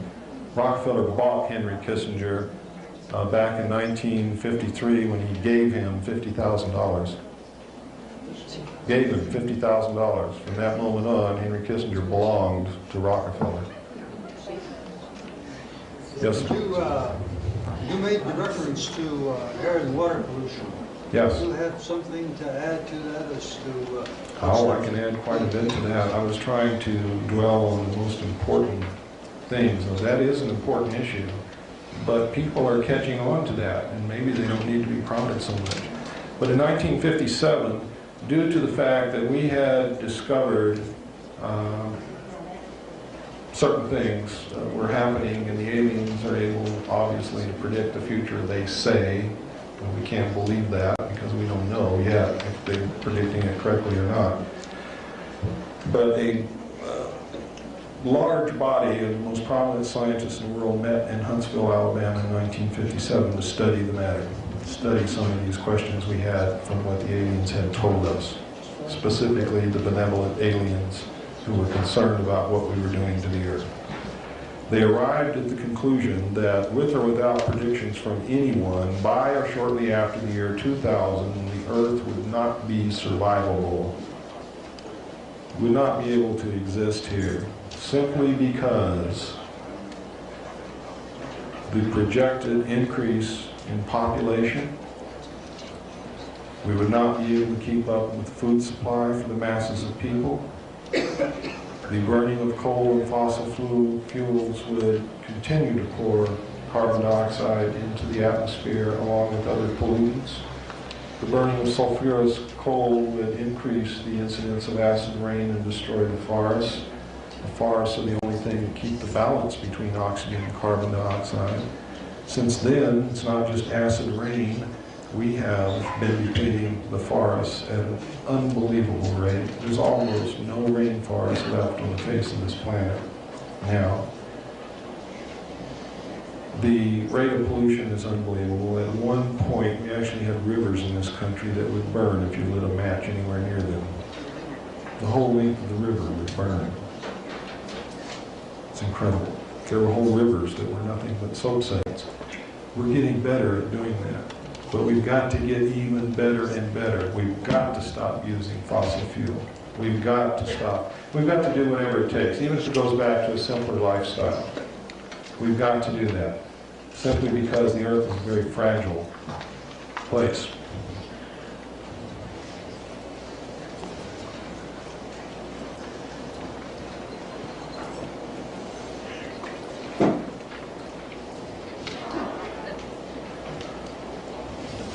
Does that answer your question, sir? Okay. The government, the elite have taken care of their own survival in case the Earth does so-called self-destruct. They have places that they can go. Yes, sir. Is the catalytic converter one of the main contributors to acid rain because it puts out sulfur dioxide? Absolutely. Sulfur dioxide is mixed with moisture? Or yes, to get rid of one pollution, they create another one. It's because the only answer is to stop driving cars. That's the truth. And there is a benefit to horses, believe me. Yes, ma'am. Mr. Cooper, given the endangered condition of our planet, of which we're all painfully aware, what is your personal opinion as to the reason why these alien races want our planet? I'm not sure that they want it. There's no evidence that they've attempted to take it from us. I think they want to live here with us. I think there's things here that they want. I think that they find us mystifying in certain ways. There are some aliens who do not have the ability to love or get angry. They don't have emotions. They are very goal-oriented, very scientific. They go about their business. They don't understand it when we get hurt. They don't understand it when we cry. They don't understand it when we love someone. And they seem to be studying that devoting a lot of attention to it for some reason. There are other ones who are just here to watch. They're not interfering in anything and won't interfere. They're just looking. They're just watching. They're just studying. They don't interfere with anybody. They don't bother anybody. There are some here doing, unfortunately, some bad things. Yes, sir, in the back. Yes, quick questions. One might have already been answered. I'm wondering, can you speak up, please? How would the aliens fit in with a one-world government? Is there any master plan that they have? And also, do we know really where they came from? We know what they told us. For instance, the group we have the treaty with told us they came from a planet that revolves around a red star in the constellation of Orion, which we call Betelgeuse. Well, wherever they came from before they came from where I'm going to tell you they came from, they really came from the planet Mars, and they may have come from somewhere else before that. But I know for a fact they came here from Mars. From Mars. We have found, ladies and gentlemen, the remains of an ancient civilization on the planet Mars that had at least reached the Bronze Age. And we have found that someone has been living underground on Mars. And I think it's these people who came here from Mars. Mars space is not something new. We knew about that on before May the 22nd, 1962, when our first space probe that we sent to Mars landed. Before it landed, it had made quite a few revolutions around the planet Mars in the atmosphere. It was a winged probe. It actually landed on the surface of the planet on May the 22nd, 1962. Contrary to what you've been told. We knew and photographed the face on Mars, the pyramids, the remains of cities, and many, many other things at that time. I have a letter here in my briefcase that will confirm that. Yes, sir. So you're confirming much of the alternative 3 scenario? Alternative 3 is absolutely true. Now, in the book, you'll find some misinformation, because as they reveal these things to the public, they also put in things that can be proven false in case they ever want to renege on it. And you have to remember that the first purpose of the contingency plan, known as Majestic, was to test the reaction of the public to the truth with supposedly true information which could be proven false at a later date because false information is mixed in with it. Does everybody understand how that works? Got it. Yes, sir.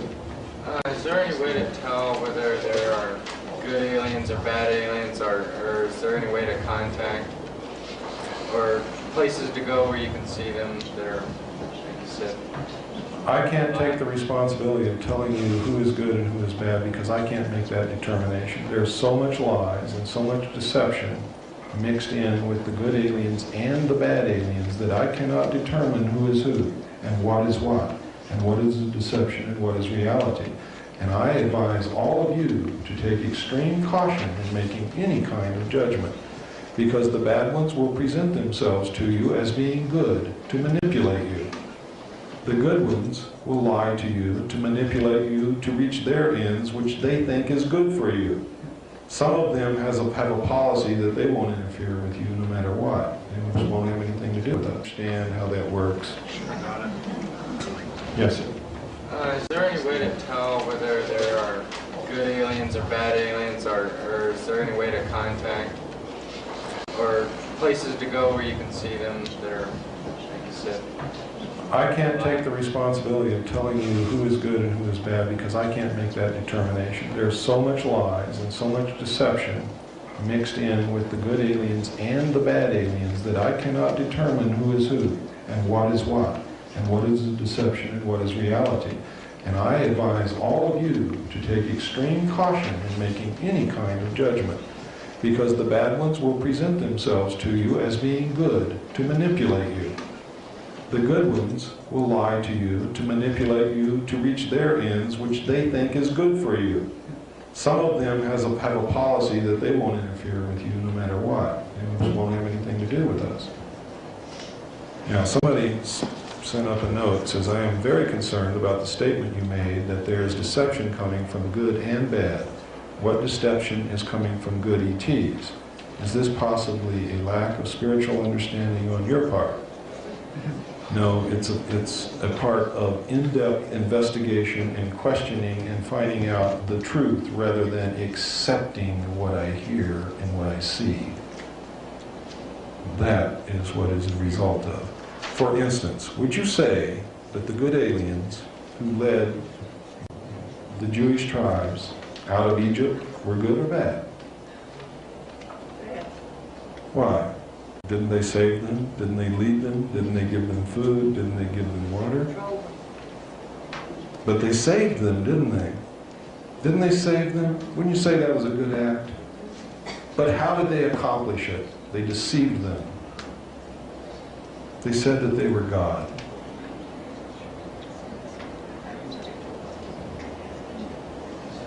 The aliens that came to Earth in the ancient times told the people they were gods. Generally, they helped them, but they deceived them, they lied. I'm not capable of telling what's a lie and what's a deception, and I still believe in God. I still believe in Jesus. I'm a devout Christian.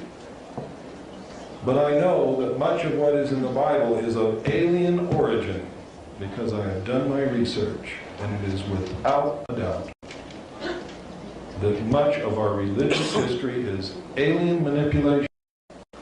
I still believe in God. I still believe in Jesus Christ. I am still a Christian. I'm hanging on to my faith.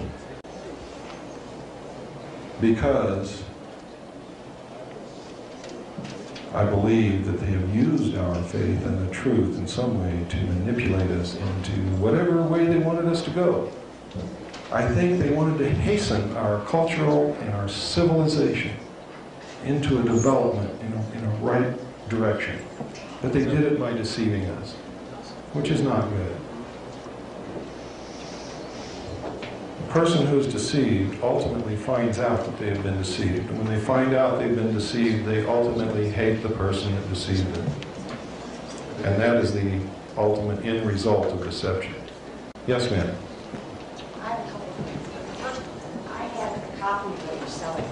Uh-huh. I sent it to the Senator, and I sent it to McKean, and I sent it to the Supreme Court, and I haven't heard an answer.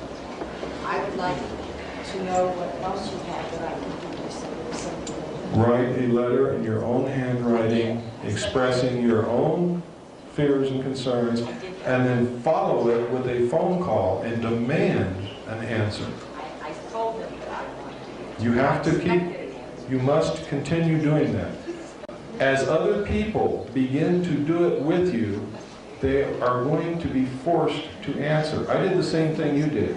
Only I sent 536 copies to every senator, every representative. I got 6 answers. 5 of those answers said that they were sending the information in my letters to my congressman as a congressional courtesy. The 6th letter was from my congressman saying, I don't know what this is all about. I never received anything. Yes, ma'am. And when I go to tell people about what you wrote, I mean, I want everyone here to know. I mean, I almost felt like I had an ulcer. Nobody would believe me. They told I was negative. What are you doing talking about this negative stuff in the planet? You're crazy. There's no aliens. Welcome to the club. Yeah. What are you doing? No one knows about that other than myself and John Lear. We've been called kooks. We've been called mentally deranged. We have been laughed at. They make jokes about us on television and on radio. I don't care. I'm going to persist until we get results. The reason we're not getting results now is because you and I are the only ones writing. You and I. When he and she and he and he and her and she and everybody in here starts writing and their friends start writing and calling, then what do you think is going to happen? They're going to answer, but not until. Not until.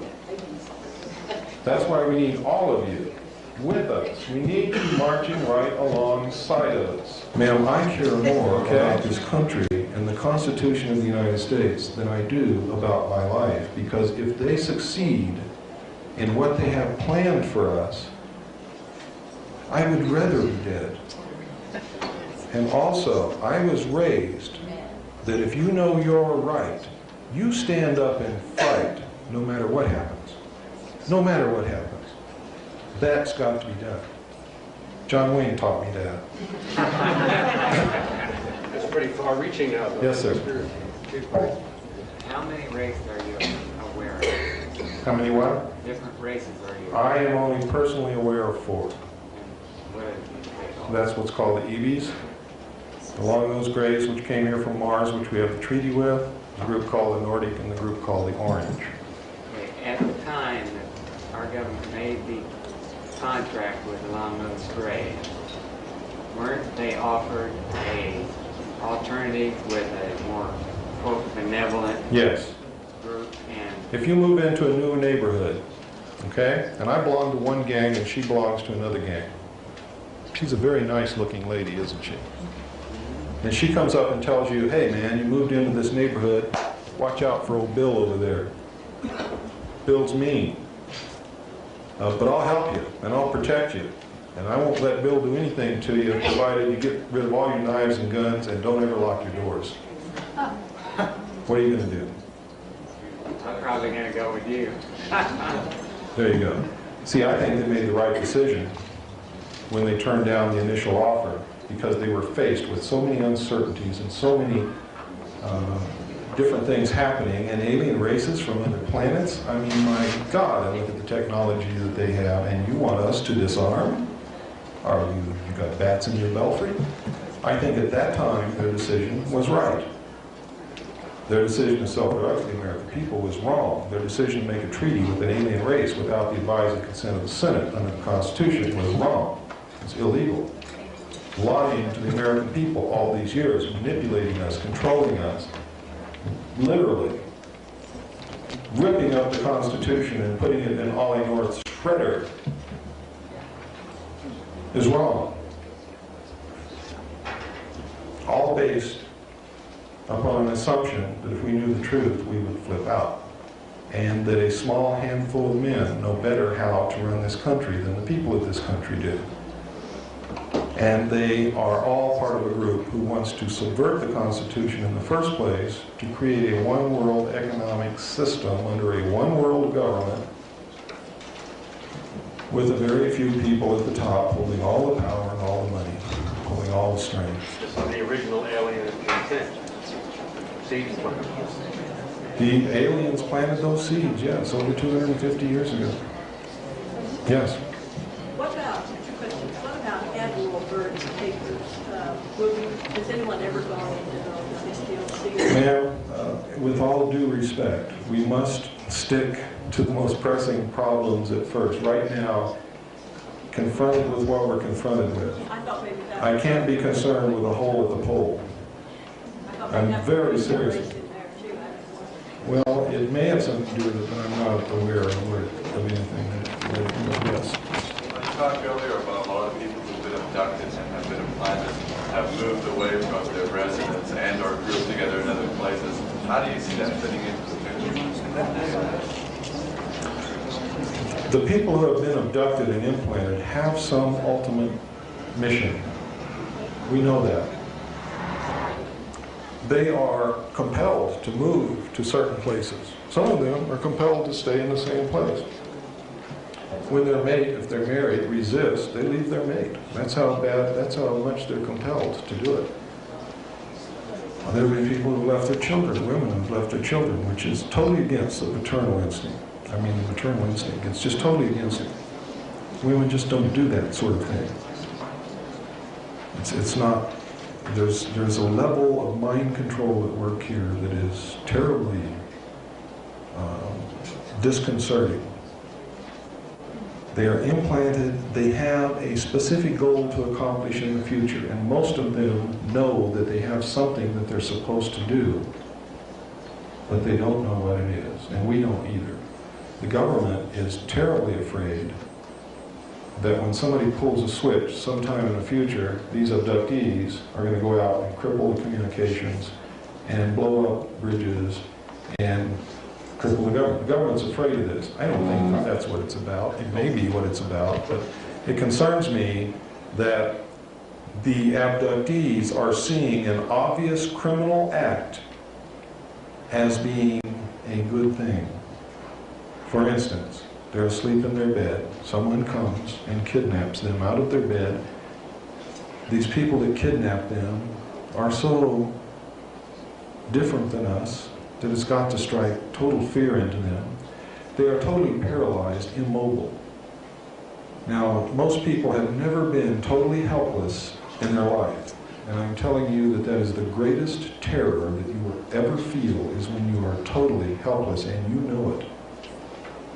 Now, these people are taken into an alien environment in a craft that floats in the air. In a round room, and they all describe this room exactly the same. There is no difference between the descriptions. None of them know the other. Most of them have never heard of abductions or UFOs or spacecraft or aliens or anything. They've never read these books. And until just a few years ago, there weren't any books to read about abductions, because this is a recent thing that's been coming out. So we know that they're telling us the truth. We've hypnotically regressed them. We have tons of evidence and descriptions, and the stories are always the same. And sperm and ova is harvested from them. Scoops of flesh are taken out of their body, which leave pot marks. They are surgically operated upon. They are implanted. Some females are impregnated. After the end of the first trimester, they're abducted again, and the fetus is taken from them. And the abductees perceive this experience as having been a good experience, and no harm was done to them. Yet, and this is their conscious mind talking, listen to what their subconscious mind is telling them. Their subconscious mind is causing them to exhibit all of the same symptoms of a rape victim or a hostage victim who has been held for a long time, commonly called the Patty Hearst syndrome, where you begin to identify with your captors. Now, this is obviously great physical and emotional and spiritual harm has been done to these people. Yet their mind has been controlled to the extent that they perceive this experience as having been a good one. That deeply concerns me. I don't know about you, but I'm really concerned about that. And they are and have been given some task to perform in the future. They know that they have this job to do. They don't know what it is they're supposed to do. Some of them have been given tremendous knowledge that they never possessed before, never learned in school, don't even know what it is that they know in a lot of instances. Yes, ma'am. Each one here needs to know that we are sovereign beings under God, and we have the right to say no. That's right. To invoke in the name of God that you don't want to be abducted, that you cannot take me against my free will. And if you find yourself unable to speak in such a situation, mentally make that declaration, and they cannot take you under universal law. What she's saying is true, and people who have done that and really believed in what they were saying have not been abducted. People who have tried to pull that off and really didn't believe what they were saying were taken anyway. The implantation, is it physical or psychological? It's physical. It has been detected and proven to exist by magnetic resonance imaging. You do need, when you're checking this to find the implants, you do need a medical doctor or a surgeon who is adept at finding small foreign objects in the human body, such as a physician who gained experience in the Vietnam War locating small shrapnel fragments in the human body and removing them. They are the ones who can find these implants the quickest. Have ever been found? Yes, many of them have been found. An Audi automobile, license number LA MER, is blocking. Need to move that automobile. Yes, sir. Yellow shirt. Yeah, what about transfers of technology? You know, it strikes me that the government, everybody be interested in these technologies down the road, you know. You use a lot of it every day. Okay, a lot of it's already transferred. A lot of it is filtered out from the national laboratories into the defense industrial complex and then out to the public. Are they working on other, you read about power sources for these things, or air engines and water engines, are they working on that to stop the air pollution? They are not working on anything until the oil is gone. The oil companies are owned by guess who? Yes, sir. What do you have, a couple things, what do you have to say on the Pleiades? And also, has there been any discoveries of aliens that look exactly like people? Yes, the Nordic and the Orange both look like people. I mean, you couldn't tell from one person. No, I wouldn't go that far. They look enough that they could pass if they want to. And the Nordic are described as being very beautiful. Very beautiful people. Blue eyes, blonde hair. Where do they come from? The Nordic, I don't know where they come from. All right. And what about the Pleiades? Where do you come from? That is the What's the question. average height? Ladies and gentlemen, he brought up a good point. I want to know about the Pleiades group. I want to tell you right now that the Billy Myers case is a real case. It is not a phony case. It is not a hoax. It is real. It is absolutely real. The documents that you saw with the string in it, all of that was prepared by the Office of Naval Intelligence. The model was built and placed in his barn, and photographers were sent up there with intelligence agents who opened the barn door and said, see, the Billy Myers case is real. The Pleiadian people are real. The craft are real. Some of their craft we have at Area 51 and are flying them. I have on videotape right now with me here tonight, if you want me to, I can show it to you. Yes. Yes. Evidence right before your very eyes that will prove to you that these craft on this videotape are real. And you can see for yourself, there's no way possible that these photographs can be